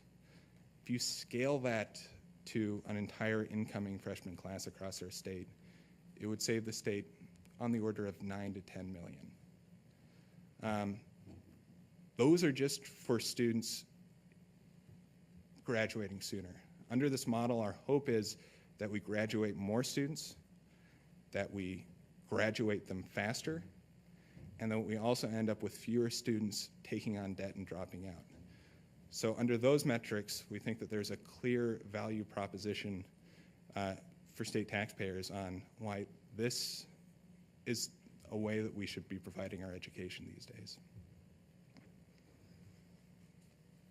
So I'm glad Joe could give us a little bit of a dive into some of the evidence that we think demonstrates the success of this program, but we also want to think about how it will work in a Montana context and how it will work on our campuses and how this project will contribute to the student success vision at each of these campuses. So I'm going to turn it over to Academic Dean Sandy Bauman and Provost Harbor and Provost Arnold to talk a little bit about how Montana Project 10 will advance the student success efforts going on their campuses. Panelists, we do want to hear from you, and I also want you to be aware that you'll be there for questioning as well. So, great. Thanks, Joe and Christine, Chair Sheehy, members of the board. Helena College is really excited to be the two-year campus that's been invited to participate in this project. As you heard, that this program was modeled after successful interventions on campuses with student populations very much like ours. Students that attend a two-year campus often bring life circumstances with them that make it harder for them to complete. And we know that's our mission, to provide open access to those students for that life-changing education. But for those that start and need to leave, they're often worse off than if they'd never come. So we're really excited to use these proven interventions and see how it can help our students. One of the things we're most excited about is this intentionality put behind connecting students with resources. As Joe and Christine so clearly articulated, that often students don't speak our language, right? And they come to campus and it's overwhelming. And when they don't know where to go for help, they often just leave. So that's an exciting opportunity for us to connect students. The timing is perfect with this initiative for Helena College. We've spent the last year looking at and making some determinations about how we'll restructure our student support services to provide that more holistic model. And this is going to give us an opportunity to use the resources and this successful vetted program to figure out what's successful for Helena College students and then take those incentives or those initiatives to scale to serve all of our campus. So, thank you. Melinda. Yes, good morning still. Thank you, Chair Sheehy and the rest of the board. I'm Melinda Arnold, Provost and Vice Chancellor of Academic Affairs at MSU Billings. And if anybody was listening yesterday, you heard that MSUB's in a bit of a pickle. And so one of the things that we have been working very diligently on since I've been here for the last eight-ish months is figuring out ways to better triage our students coming through our academic support center. One of the things we do recognize, and I think everyone in this room also recognizes, is that not every student is created equal, right? Each students have a differing set of circumstances and opportunities and challenges that they arrive with at the time that they come to campus. And so we have been working very diligently to think through a triage approach that allows us to do that. We feel that Montana Project 10 is also a fabulous support for us to be able to do that moving forward, looking specifically at the 10 success interventions that we will be focusing on. And so we are pleased and honored to be part of the project and look forward to supporting it moving forward. Thank you. John. Thank you. As you heard yesterday, increasing student success and in turn student retention and persistence is a key initiative for the University of Montana. And as the President said earlier, one of our key priorities for action is to put student success at the center of all that we do. And it's one of the reasons that we restructured last year to increase the coordination of academic and student affairs and reorganize staffing to create a position of Vice Provost for Student Success. Montana Project 10 is aligned directly with our priorities, and we're committed to working closely with the OCHI team on this important initiative. We're working aggressively to secure internal and external funding for investment focused specifically on a subset of Montana Project 10 elements to impact all students as quickly as possible. However, this is part of a more holistic approach to student success and dovetails perfectly with the more comprehensive approach being suggested here. Montana Project 10 will provide a significant positive impact for the UM students in the program, but is importantly critical data that we need to assess the effectiveness of a carefully coordinated set of 10 supports. As a first-generation student who relied on state support to be able to go to college, this speaks very, very dearly to me, and I wish I'd had access to the integrated supports that are proposed in this model. As a scientist who helped launch a learning research center and who has been involved in a wide range of studies to assess the effectiveness of educational interventions, I'm really excited by the careful and rigorous design of this project. It will provide the data and insights that we need to understand the impact of this set of interventions on students, both at UM, but also MSU Billings and Helena College, in the context of those institutions here in Montana. If it yields the dramatic improvements in success that have been seen in the Cooney study, we'll be well positioned to use those insights to scale this across the entire MUS system with the sorts of amazing impacts that Joe and Christine have described. Thank you, Provost.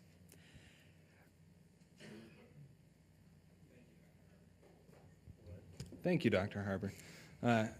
You know, one of the items that I think is so important, this takes an investment. It's a calculated risk. We have the research base, we feel, to have some confidence that it's going to be successful and have the effects that we anticipate, but we think it's so important that we design it and implement it in such a way so that if we're successful, we can demonstrate it rigorously. And if we're not as successful as we would like, we have some of the information and data to triage which of these elements work and which of them perhaps need to be redesigned for our context. And so our goal is to implement this in such a way so that on the 15th day, Census Day, fall semester 2021, we can report back to this board and say, here's what was spent, here's the impact that we've had, here are the components, the interventions that we feel are most promising to scale to other institutions across the state, and how.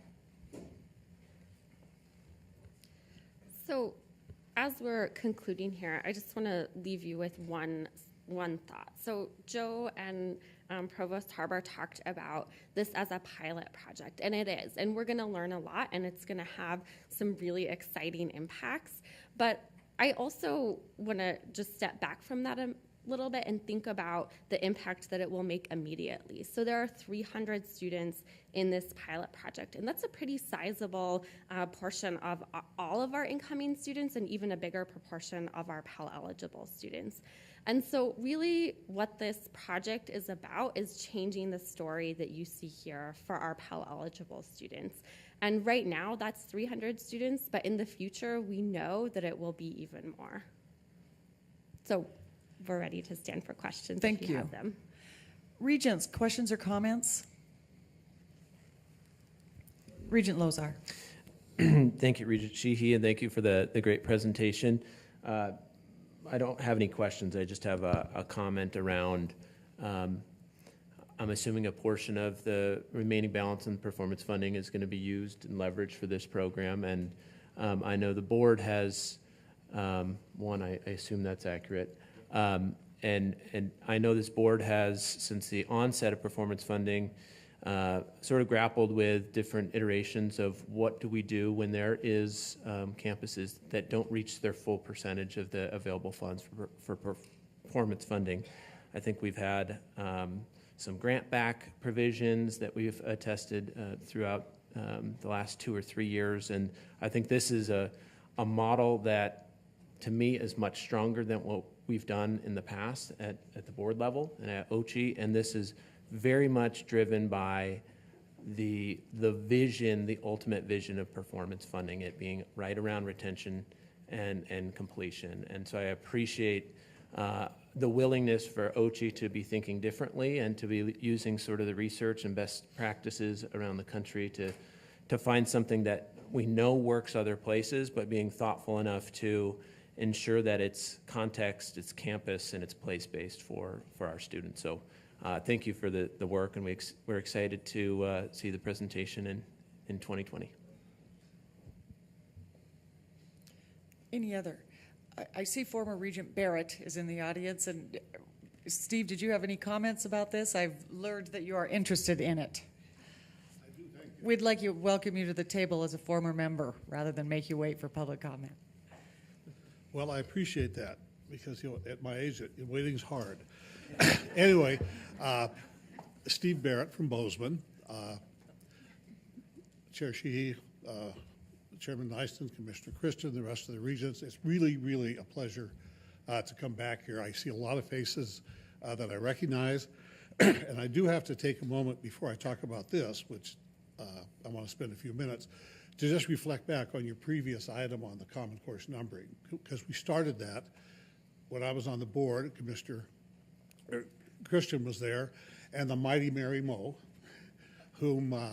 by whom I was always impressed and whom I greatly admire, started that. And literally when that Common Course numbering started, the reaction across the campuses, essentially from faculty, was a giant and overwhelming over my dead body. And it's just to come here and see where it's gotten, and Joe actually served as a student regent during part of that time, but to see where it's gotten is a very rewarding feeling. It really tickled me, because we knew it was very important at the time, but to see how it's developed was very satisfying. So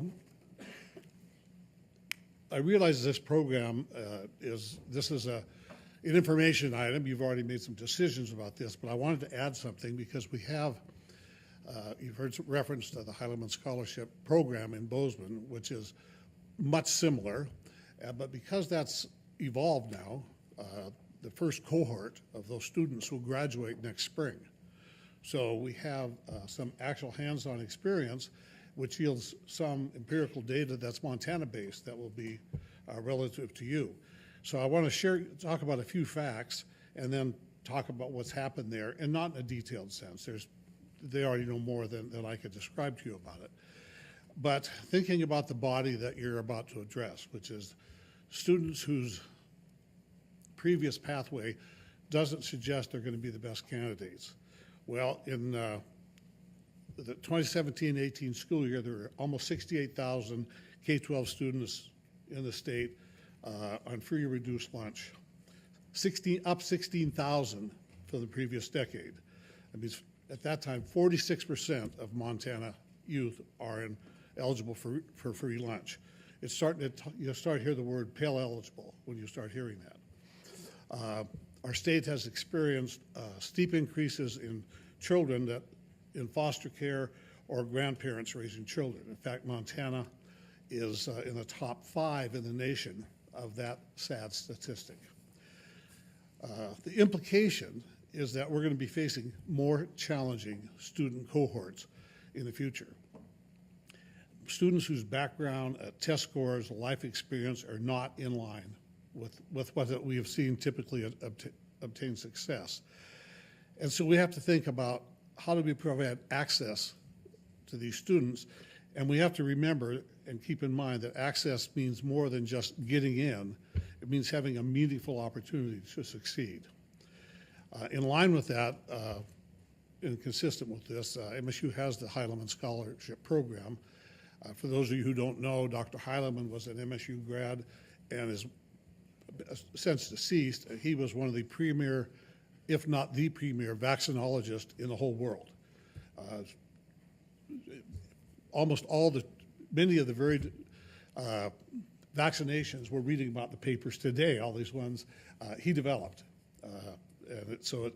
He was a good inspiration for this. So what they did was they took a group of Pell-eligible students, started this program, which is, again, I won't go into the details, but it's similar to that. But to give you an idea, the Heilemann Scholars, the kids coming in, their cumulative high school GPA was 0.43 lower than the typical Montana student. That it was 3.04 instead of 3.47. So they're starting here. Their ACT scores were 3.39 lower. They're coming in at 20 and change, and the average student's almost 24. Their Pell percentage was 60% higher than the average student population. But what's interesting is when you take these kind of techniques, high-touch advising, all kinds of programs they have, summer camps, team building, we found that the retention among these students was identical, I mean, with a percentage point of the retention among the typical student population. So in just the first couple of years, it's made a marked improvement. What's even more interesting is that it's now, again, it's finishing its third year, and the people graduate next year. They found they had more applicants for this scholarship program than they could accept. But many of those still came to school. So like your study did, we unintentionally have a control group. That is, students who are exactly like these, didn't get the scholarships, and they're running through the system. So we were able to match those, or monitor those and compare them. And again, in the retention rate, the numbers are, the first year, the typical Montana resident students had a 77% retention rate there. The Heilemann Scholars, 76. That applicant not selected group, 56. You know, just a substantial lower level of retention. And those numbers carry through now into the third year when we now have enough data, and that data show that the percents are still 1 point apart from these Heilemann Scholars and the basic student population, and 14% lower for the putative control group. So all I'm saying is that when I saw this, the reason I'm here is I'm involved with the scholarship program. We're on an advisory board and some other things to help assist that. But when I saw this on here, I was very enthused because I think this is something that needs to be systemic, and I think it's going to become more and more necessary given the demographic trends we're seeing out there. It's going to be more and more necessary for the system to do. So I think, though you were already on the path, I wanted to come and drive to Great Falls just to be able to say that, to tell you I really urge you to look hard at this program, and as it matures, to get behind it and devote the necessary resources and time to make it happen. Thank you. Thank you so much. Any other comments? Dr. Edelman. Thank you, Regent Sheehy, members of the board. Yesterday, as you're all aware, MSUB was eligible to receive approximately $1.4 million in performance funding. Because we have lots of opportunities for improvement, we'll receive none. As Commissioner Christensen mentioned yesterday, I've had many meetings and discussions with him, his staff, Dr. Cruzado, and many other partners spanning several months. This initiative before you today is one of many important pieces of the puzzle to address our retention challenges. In addition, thanks to the Commissioner, we'll also receive grant funding to help with veterans, Native Americans, and minorities. Personally, as a first-generation student in the 70s and disabled veteran, I applaud the work of Joe Thiel, Christine, Dr. Tessman, and others for their enthusiasm and commitment toward students, and thank them for the support. I wish I had this when I was a student in the 70s. I would have graduated in less than 10 years. So it would have been great, so thank you. Thank you, ma'am. Thank you, Doctor. Any other comments? Thank you so much for this presentation and for all the hard work that went into it. It's extraordinarily exciting. Thank you.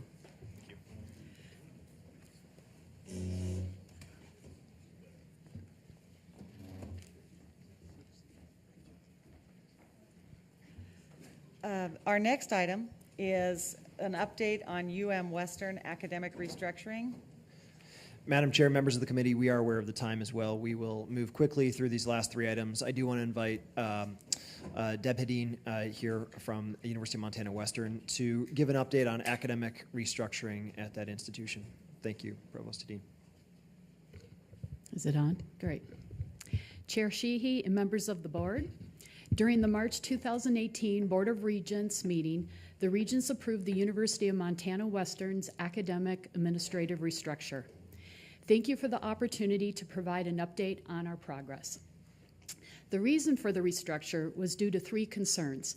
The 10 department chairs did not have supervisory and decision-making authority or evaluation responsibilities, which is common practice at most universities.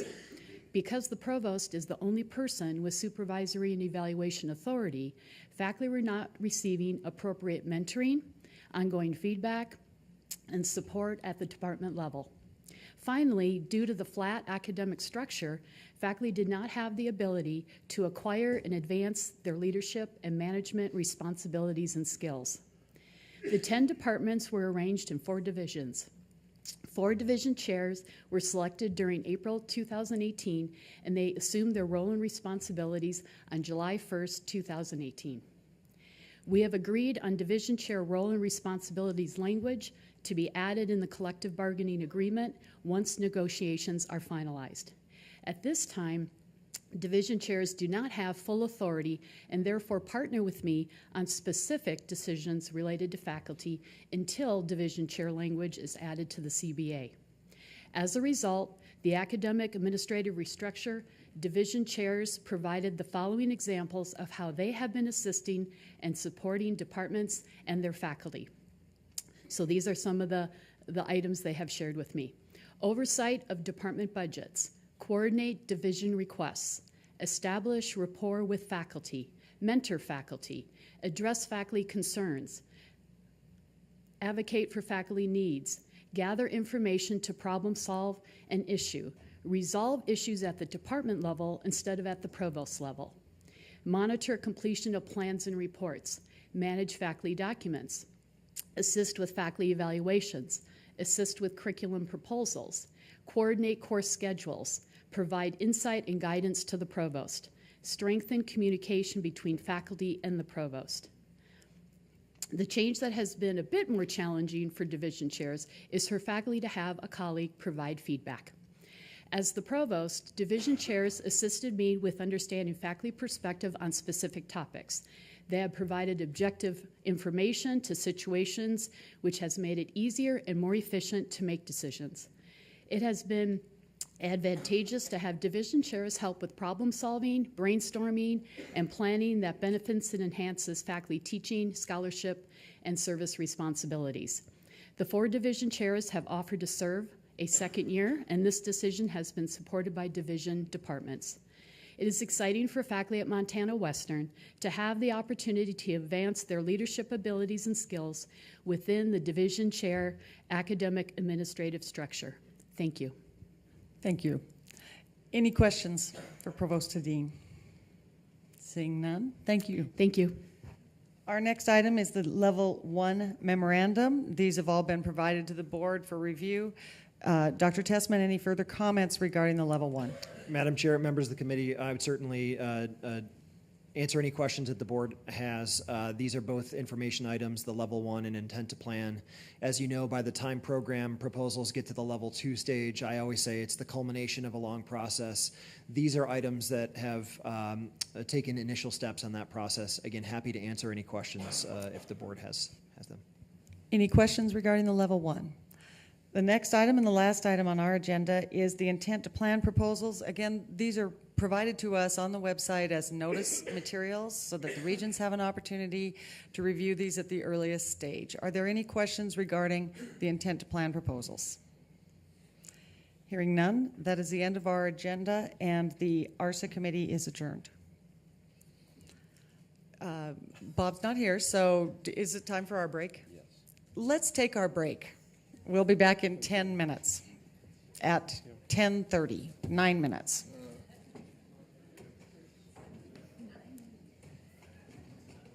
Okay, we will reconvene the board. We have several items in which to, could we have you take your seats, please?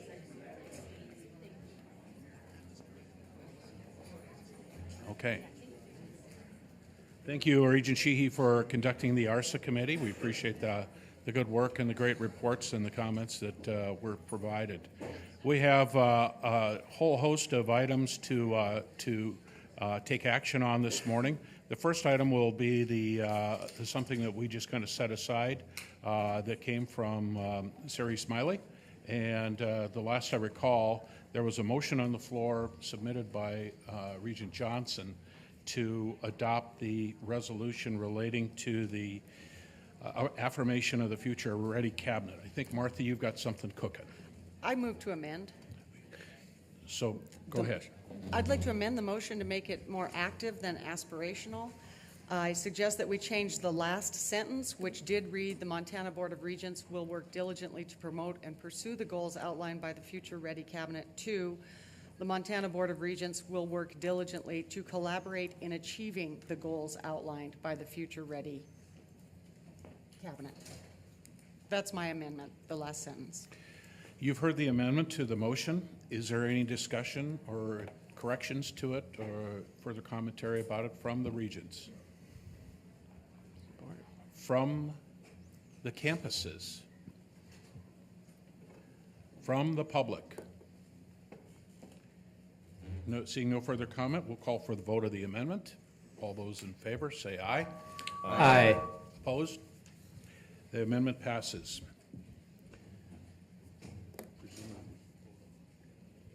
Okay.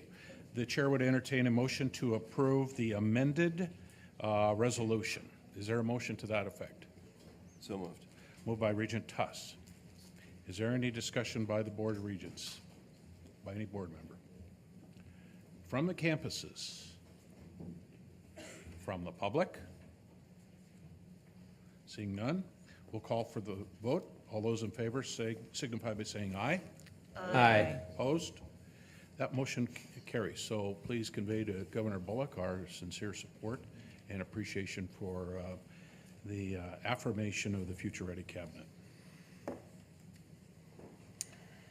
There is no action items contained within the two-year community college committee, but they're more than made up for it by the Budget, Audit, and Administration Committee. In the consent agenda, we have items A through U, and I'd like to just take a moment to acknowledge especially the Emeriti faculty that I think, you know, this isn't a very important part of what we're about here, is to acknowledge the hard work and dedication of, in this case, a half a dozen pillars of the greater higher education community here in the state of Montana.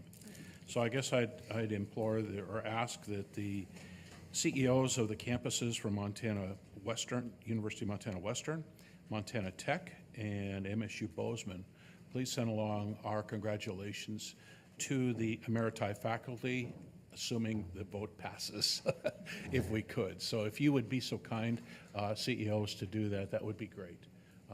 Chancellor Blackadder's out of the room, so I guess that we'll have to tell him otherwise. So with that, what I'd like to do is entertain a motion to approve the consent agenda items A through U.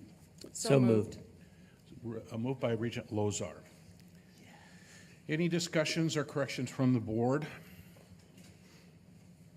How about from the campuses? Comments from the campuses? Public comment? Hearing none. All in favor of the motion to approve the consent agenda items A through U signify by saying aye. Aye. Aye. Opposed? Carried. Congratulations to the Emeriti faculty. The next item has to do with the first action item, and that is the 2021 biennial budget recommendation. What's the will of the board? Would you like to take the tuitions, fees, state funding allocation, and performance funding separately to weigh in on separately on them, or would you like to lump them all together into one motion? I request that we separate out at least the performance funding. Why don't we do them separately for all then, okay? So the first item that we have today is part of the action items would be to entertain a motion for the adoption of the tuition as printed in our board packet. Is there a motion to that effect? So moved. Moved by Regent Lozar. Is there any discussion or additional information from the board? From the campuses? From the public? Anybody wish to comment about the tuition? If not, all those in favor signify by saying aye. Aye. Opposed? That motion carries. Next item is the fees. We had a very thoughtful discussion relating to fees yesterday. At this time, I'd entertain a motion to approve action item A, number 2, fees. Is there a motion to So that moved. effect? Moved by Regent Sheehy. Is there a second? We don't need a second, sorry. Is there any discussion on behalf of the board members? How about from the campuses? Any campus comments? How about from the public? Any comments from the public? If not, you've heard the motion to approve the adoption of the fees as presented in our packet. All those in favor say aye. Aye. Opposed? That carries. The next item that we have is state funding allocation. I would entertain a motion to approve the state funding allocation as noted in our packet. Is there a motion to that effect? So moved. It's been moved by Regent Rogers. Is there any discussion from the board? From the board. How about the campuses? Any comments from the campuses? How about the public? Any comments or questions from the public? Hearing none, I'll call for the vote. All those in favor of approving the state funding allocation, say aye. Aye. Aye. Opposed? Carried. Now we get to performance funding. The chair would entertain a motion to approve the performance funding as part of the action items A, number 4. Is there a motion to that effect? So moved. Moved by Regent Lozar. Discussion by the board. Regent Sheehy. Talked a little bit about this yesterday, and I spent a lot of time thinking about this last night. Went back over the minutes and the meetings where we've discussed the performance funding. It's always been in May. And last May, we had an opportunity at the 5-year mark to look at this and decide up or down. And at the time that we looked at this, we'd had 2 bienniums where we awarded performance funding. And in those 2 times that we addressed this, MSU Billings suffered both times, but never at 100%. So for at least 5 years, we've known that there was a problem with MSUB and performance funding. And in those years, I look at this as our opportunity to take responsibility as a board, to take responsibility at OCHI, to take responsibility as the flagship institution, and to take responsibility also at the campus. And as I looked at this last night, I just become convinced that the only people we're punishing here are students. We are taking over $1 million in resources, not from any of us. We're taking those resources from the students at MSU Billings. And I know I agreed to this performance funding model. I know I thought it was a good idea. I have changed my mind. And it's not just because it's my hometown college, it's because those are our students, and this only punishes the students. I am gratified to hear the things that are in place today and the things that we're going to be doing, and I feel like that was built on the backs, not of the non-performers, but on the performing students at MSU Billings. So I just have this heartfelt plea that we look at this again sooner rather than later. I think when we took our 5-year look, we had incomplete data. We'd only looked at it, we'd only awarded the funding twice. So I would like for this to come back to us and for us to take our part in the responsibility for the enrollment declines at MSU Billings. Thank you, Regent Sheehy. Other questions or comments from the board? Any comments from the board? How about the campuses? Questions or comments from the campuses? From the public?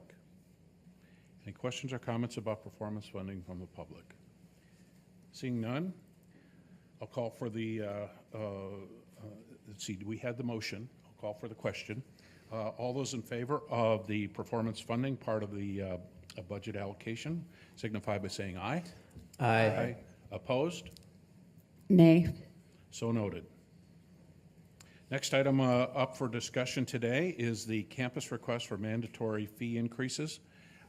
Since they vary by campus and amounts and so forth, I think we'll take them individually. So the first item today is a request for authorization to increase the health service mandatory fee at MSU Billings. Is there a motion to that effect? So moved. Been moved by Regent Tuss. Is there any discussion by the members of the board? From the campuses? From the community? Seeing no further comment, I'll call for the vote. All those in favor signify by saying aye. Aye. Opposed? Carried. The next item is a request for authorization to establish a counseling fee at Great Falls College, MSU. Is there a motion to that effect? So moved. Moved by Regent Sheehy. Is there a excuse me, I don't do that every so often. Is there any comments from the board? From the campuses? From the community? Hearing none, seeing none, we'll call for the question. All those in favor of establishing a counseling fee for Great Falls College MSU signify by saying aye. Aye. Opposed? That one carries. Third item is a request for authorization to increase the ASHC student fee at Helena College. Is there a motion to that effect? So moved. Been moved by Regent Johnson. Is there any discussion on behalf of the board? From the campuses? From the public? Seeing none, we'll vote on the request for authorization to increase the ACHC student fee at Helena College. All in favor signify by saying aye. Aye. Opposed? That one carries. Item 4 is a request for authorization to initiate, as it's presented today, a student success mandatory fee at the University of Montana. Is there a motion to that effect? Mr. Chairman, have we amended the language on this? It's Mr. Chair, members of the committee, you could see the item before you, and certainly we have a custom of doing this. The item has been amended and now reads, request for authorization to initiate student support fee, University of Montana. So, we did not get a motion on that? Is there a motion to that effect for the So amendments? Moved by Regent Sheehy. Any discussion on behalf of the board? Mr. Chair. Yes, Regent Lozar. Thank you. I'm in support of this fee.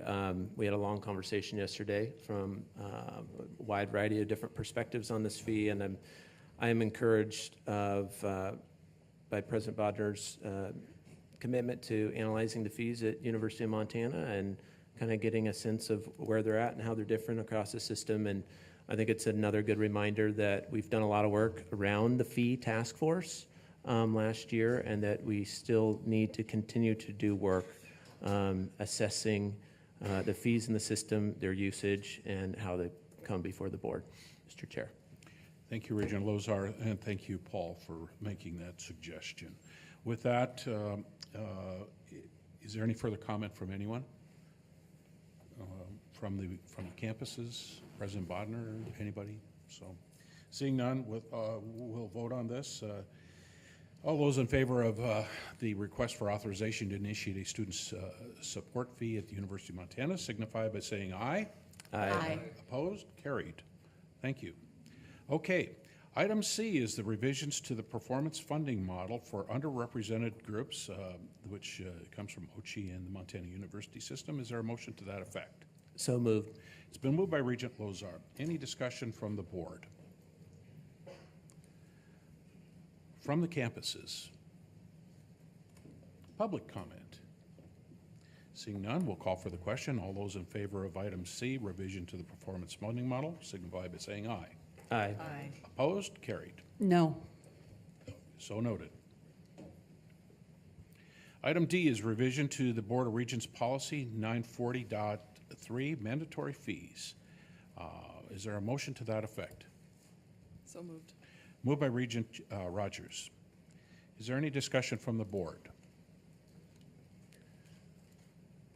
From the campuses? From the public? Hearing none, seeing none, will all those in favor of the revision of the Board of Regents Policy 940.3 mandatory fees signify by saying aye. Aye. Opposed? Carried. Item E, distribution of timber sales revenue. Is there a motion to that effect? Moved by Regent Tuss. Is there any discussion on behalf of the board? From the campuses? From the public? Hearing none. All those in favor of distribution of timber sales revenue signify by saying aye. Aye. Opposed? Carried. Item F is a request for authorization to increase authority and expense student fees for the American Indian Hall project at Montana State University. Is there a motion to that effect? So moved. Moved by Regent Sheehy. Is there any discussion from the board? From the campuses? From the public? If not, all those in favor of the request for authorization to expend authority and expend student fees for the American Indian Hall project at MSU signify by saying aye. Aye. Opposed? Carried. Item G, a very important one, request for authorization to renovate Romney Hall. Is there a motion to that effect? So moved. Moved by Regent Rogers. Is there any discussion on behalf of the board? Mr. Chair, I would tell you that our good President Cruzado is attending a international student exchange program, which she's a board member of, and I very much supported that.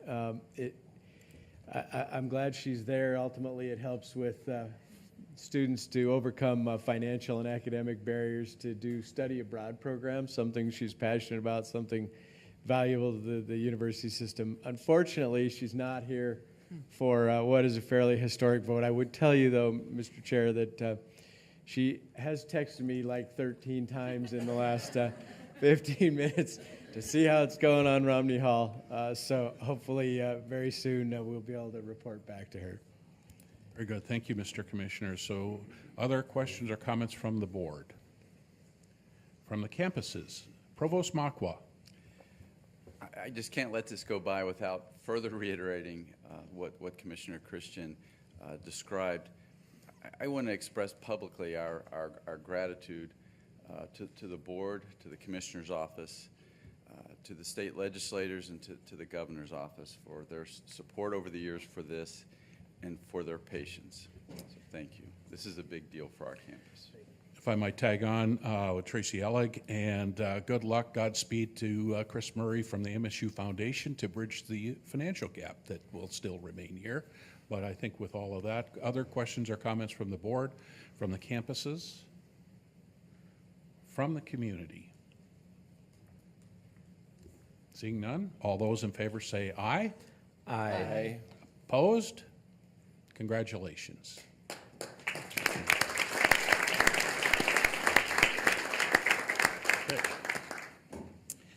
The next item, item H, is request for authorization to construct greenhouse laboratories at MSU. Is there a motion to that effect? So moved. It's moved by Regent Rogers. Is there any discussion on behalf of the board? From the campuses, from the community? Seeing none, all those in favor say aye.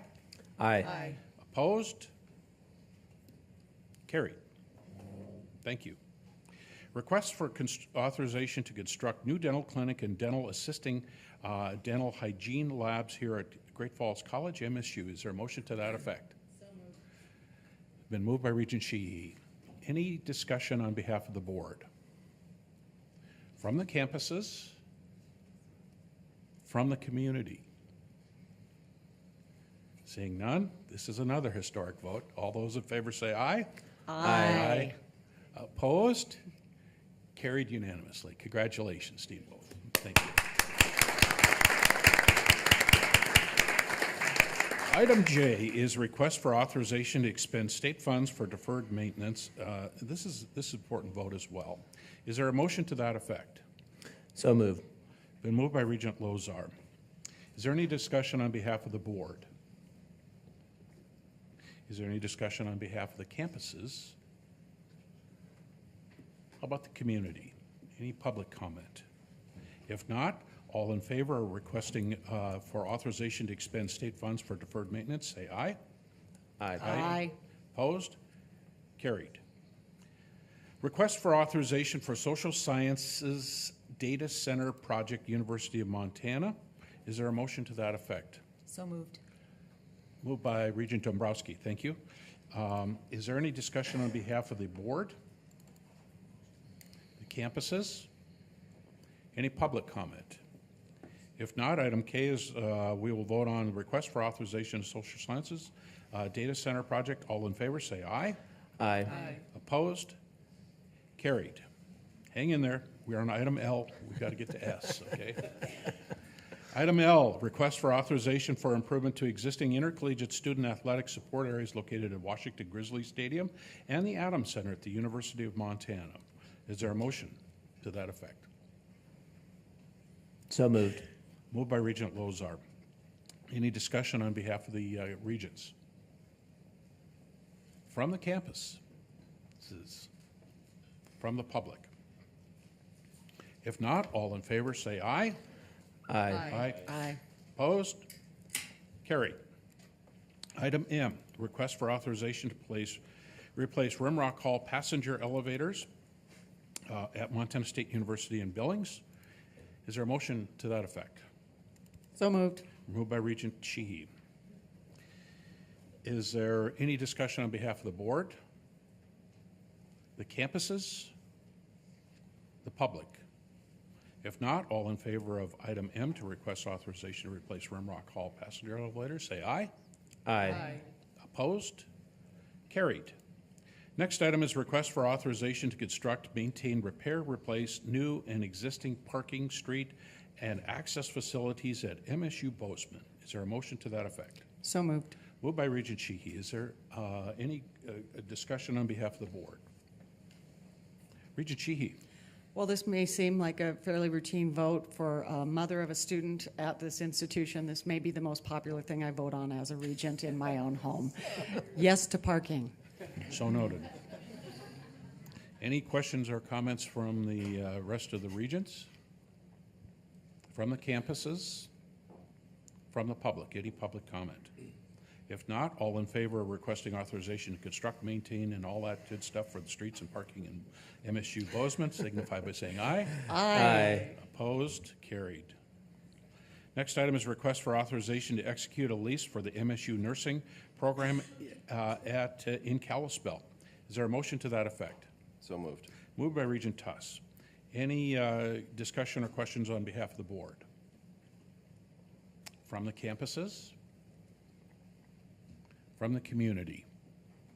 Any public comment? If not, we'll call for the question. Authorization to execute a lease for MSU nursing in Kalispell, signify by saying aye. Aye. Opposed? Carried. Next item is request for authorization to execute a lease for the MSU nursing program at Great Falls. Is there a motion to that effect? So moved. Moved by Regent Sheehy. Is there any discussion on behalf of the board? From the campuses? From the public? Seeing none, all those in favor of authorization to execute a lease at MSU nursing program at Great Falls signify by saying aye. Aye. Opposed? Carried. Item Q, request for authorization to execute a lease for the Miltech Research Space at MSU in Bozeman. Is there a motion to that effect? So moved. Moved by Regent Rogers. Is there any discussion or questions on behalf of the board? From the campuses? Any public comment? Seeing none, we'll vote on the request for authorization to execute a lease at Miltech Research Space. All in favor, say aye. Aye. Opposed? Carried. Next item is authorization to execute a lease for research and office space at CFT, and it says 2, at MSU. Is there a motion to that effect?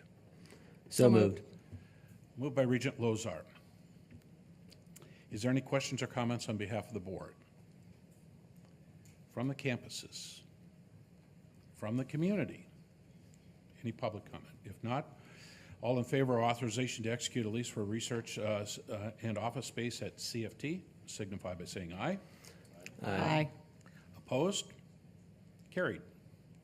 Final item for the Budget Committee is a request for authorization to exclude certain officers and directors from personnel security clearance at MSU Bozeman.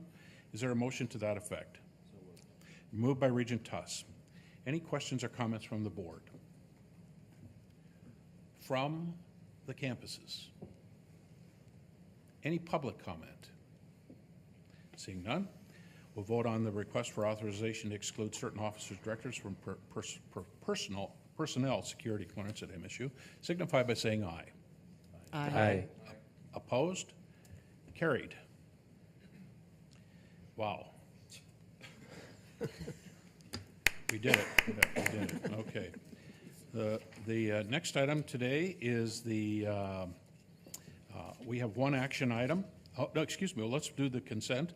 Under the Academic Research and Student Affairs Committee, it's a request for approval to transfer of intellectual property under MUSP 401 at Montana Tech. Is there a motion to that effect?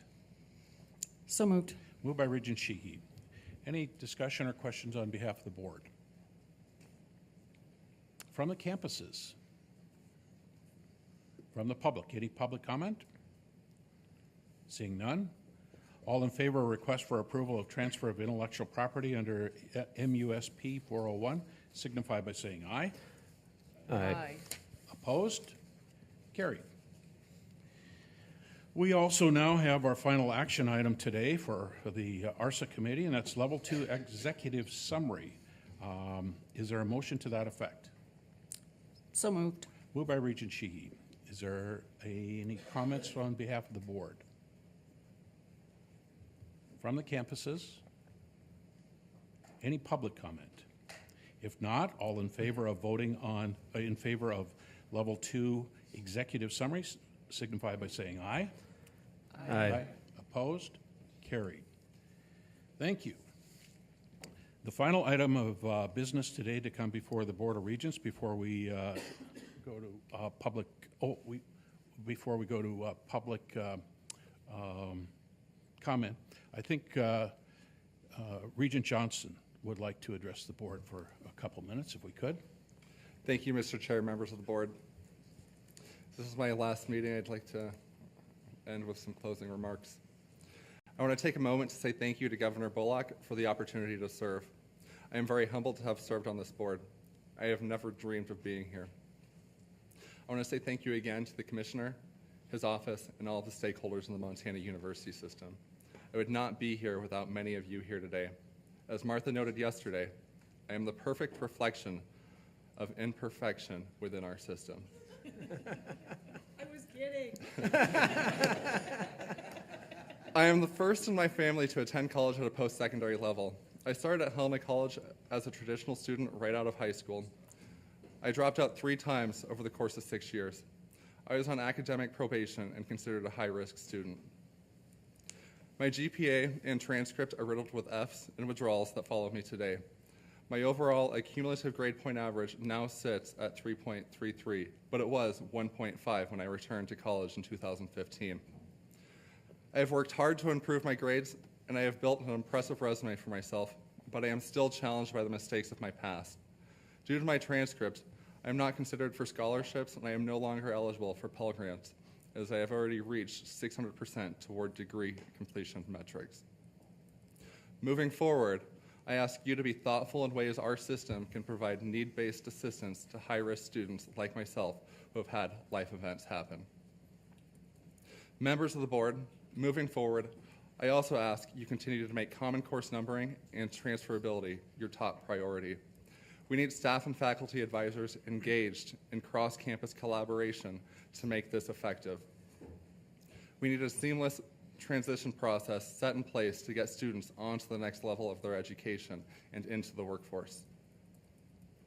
I received an associate's degree 2 weeks ago from Helena College to clear the missing core that is required by the Montana University system for transfer students.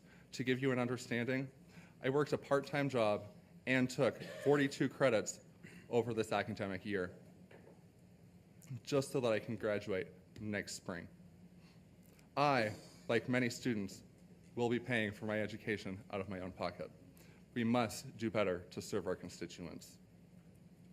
We have a tremendous opportunity to grow and advance, and you need to make big leaps towards the one MUS structure that we continue to talk about. We need students in liberal arts to interact with students in business programs to foster the next generation of the Montana workforce. We need students who are willing to take risks and who are agile, flexible, and open-minded. We need students who can continue to participate in this discourse. I know firsthand the benefits of being a non-traditional student following a multidisciplinary academic approach. In Montana, we have a huge need for job-ready individuals. It is fundamental that we consider the job market and the need for highly skilled workers now and for the years to come. I know I am not alone when I voice my own struggles within our system. This is more critical today than it has been in many years. The MUS must continue to adapt to stay competitive and attract new learners. I am 28 now. I did not follow the path that most people think of when they think of college.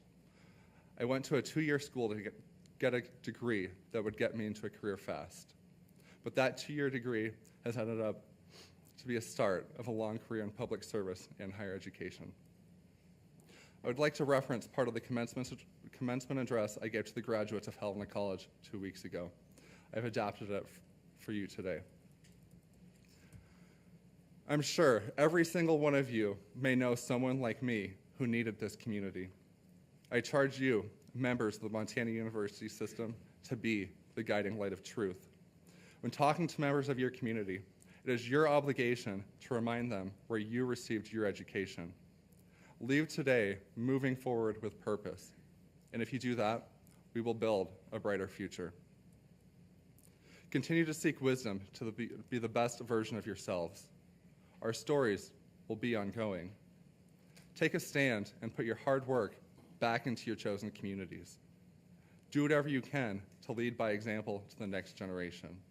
We need mentors and strong community members to continue teaching excellence.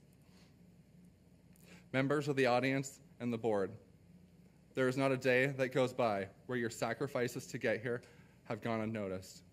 Leaving today, please uphold your commitment to higher education. Our system will be better off for it.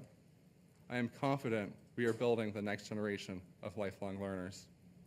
In closing, Martin Luther King Jr. once wrote, "The function of education, therefore, is to teach one to think intensively and to think critically. You must remember that intelligence is not enough. Intelligence plus character. That is the goal of true education." And I see that in combination in all of you. Thank you, and I wish you all the best of luck.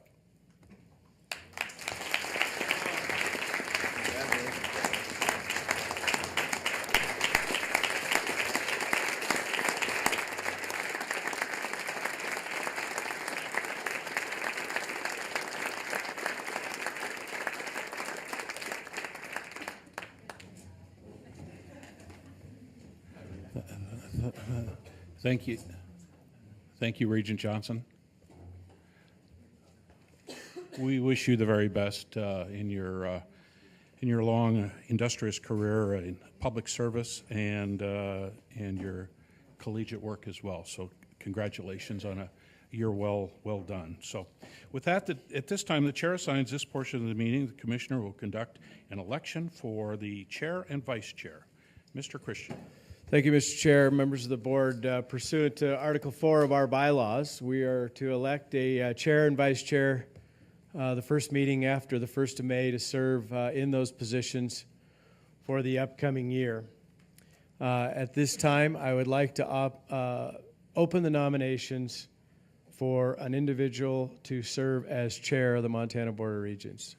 Are there any nominations? Regent Johnson. I'd like to nominate Casey Lozar. Thank you, Regent Johnson. Are there any further nominations? Are there any other nominations?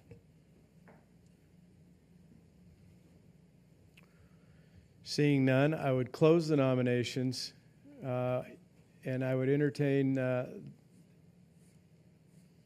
I guess we have a motion in form of a nomination, so I won't do that. I will simply invite discussion amongst board members for the nomination for Regent Lozar to serve as chair for the upcoming year. Is there any discussion from the board?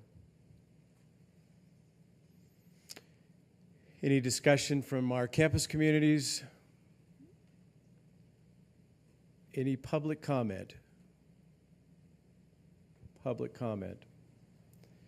Seeing none, all those in favor of Regent Lozar serving as chair of the Montana Board of Regents for the upcoming year, please signify by saying aye. Aye. Aye. Any opposed, same sign. The motion carries. Regent Lozar, congratulations.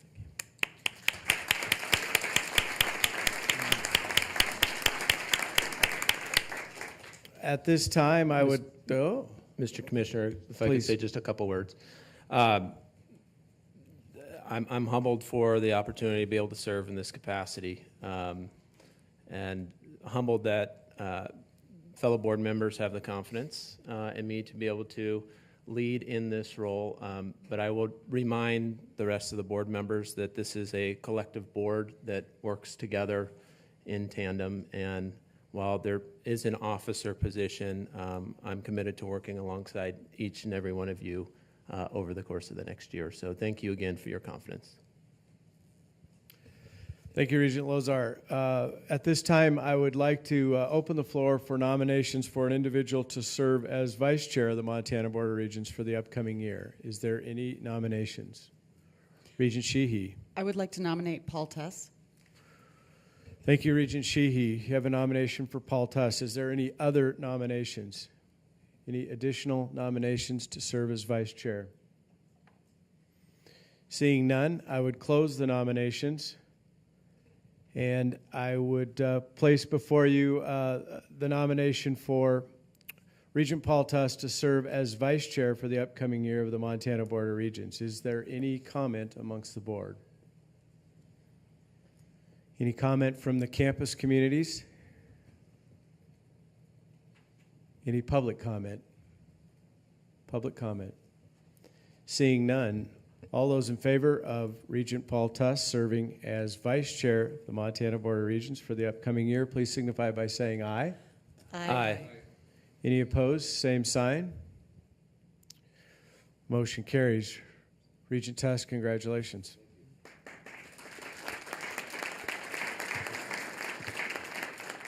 Thank you very much. Having elected our officers, Mr. Chair, I would hand it back to you for the conclusion of the meeting. Thank you. Thank you very much. Congratulations, Regent Chair Lozar and Vice Chair Tuss. With that, now is the time for public comment. Would anyone from the public like to address us today? Oh, good. Welcome, Mariah. Hi, thank you all so much, Mr. Chair, members of the board. For those of you that don't know, my name is Mariah Welch, and I've had the pleasure of serving as the president of the Montana Associated Students for this past year. While I'm sad to be leaving, I'm very grateful to be graduating and be headed out. I first just wanted to say thank you all for such an amazing year and for your ability to represent students and to really serve them to the best of your abilities. I also just want to give my sincere gratitude to the Montana Associated Students lobbyist, Sam Forstag, for all of his work at the legislative session this year. We've talked a lot about a lot of those accomplishments, but having him on the ground working for students every day was huge. For that reason and for the passage of the 6 mil levy, it was a really big year for students in this state, and I'm so grateful that we all got to be a part of it. My last duty as president is to award that we do every single year to the Administrator of the Year. The woman that we have given it to this year probably would not like to be called an administrator, seeing as she is the president of Faculty Union at the University of Montana. But we are awarding this to Megan Stark, who has been acting as an advisor to the Associated Students of the University of Montana for a long time. For those of you who don't know, sometimes our meetings at ASUM can last from 6 p.m. until 2 a.m. They are long. We have some very long-winded people, and for the longest time, she was the only advisor. So she sat in those meetings that entire time, completely not getting paid or anything just for her duty for students. And she is a truly remarkable woman that we are so lucky to have.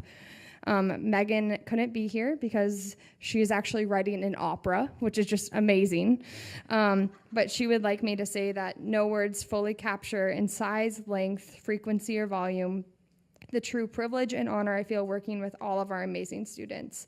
It's truly humbling.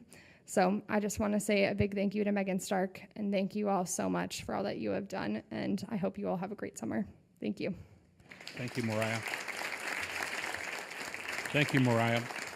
Is there additional public comment? Additional public comment?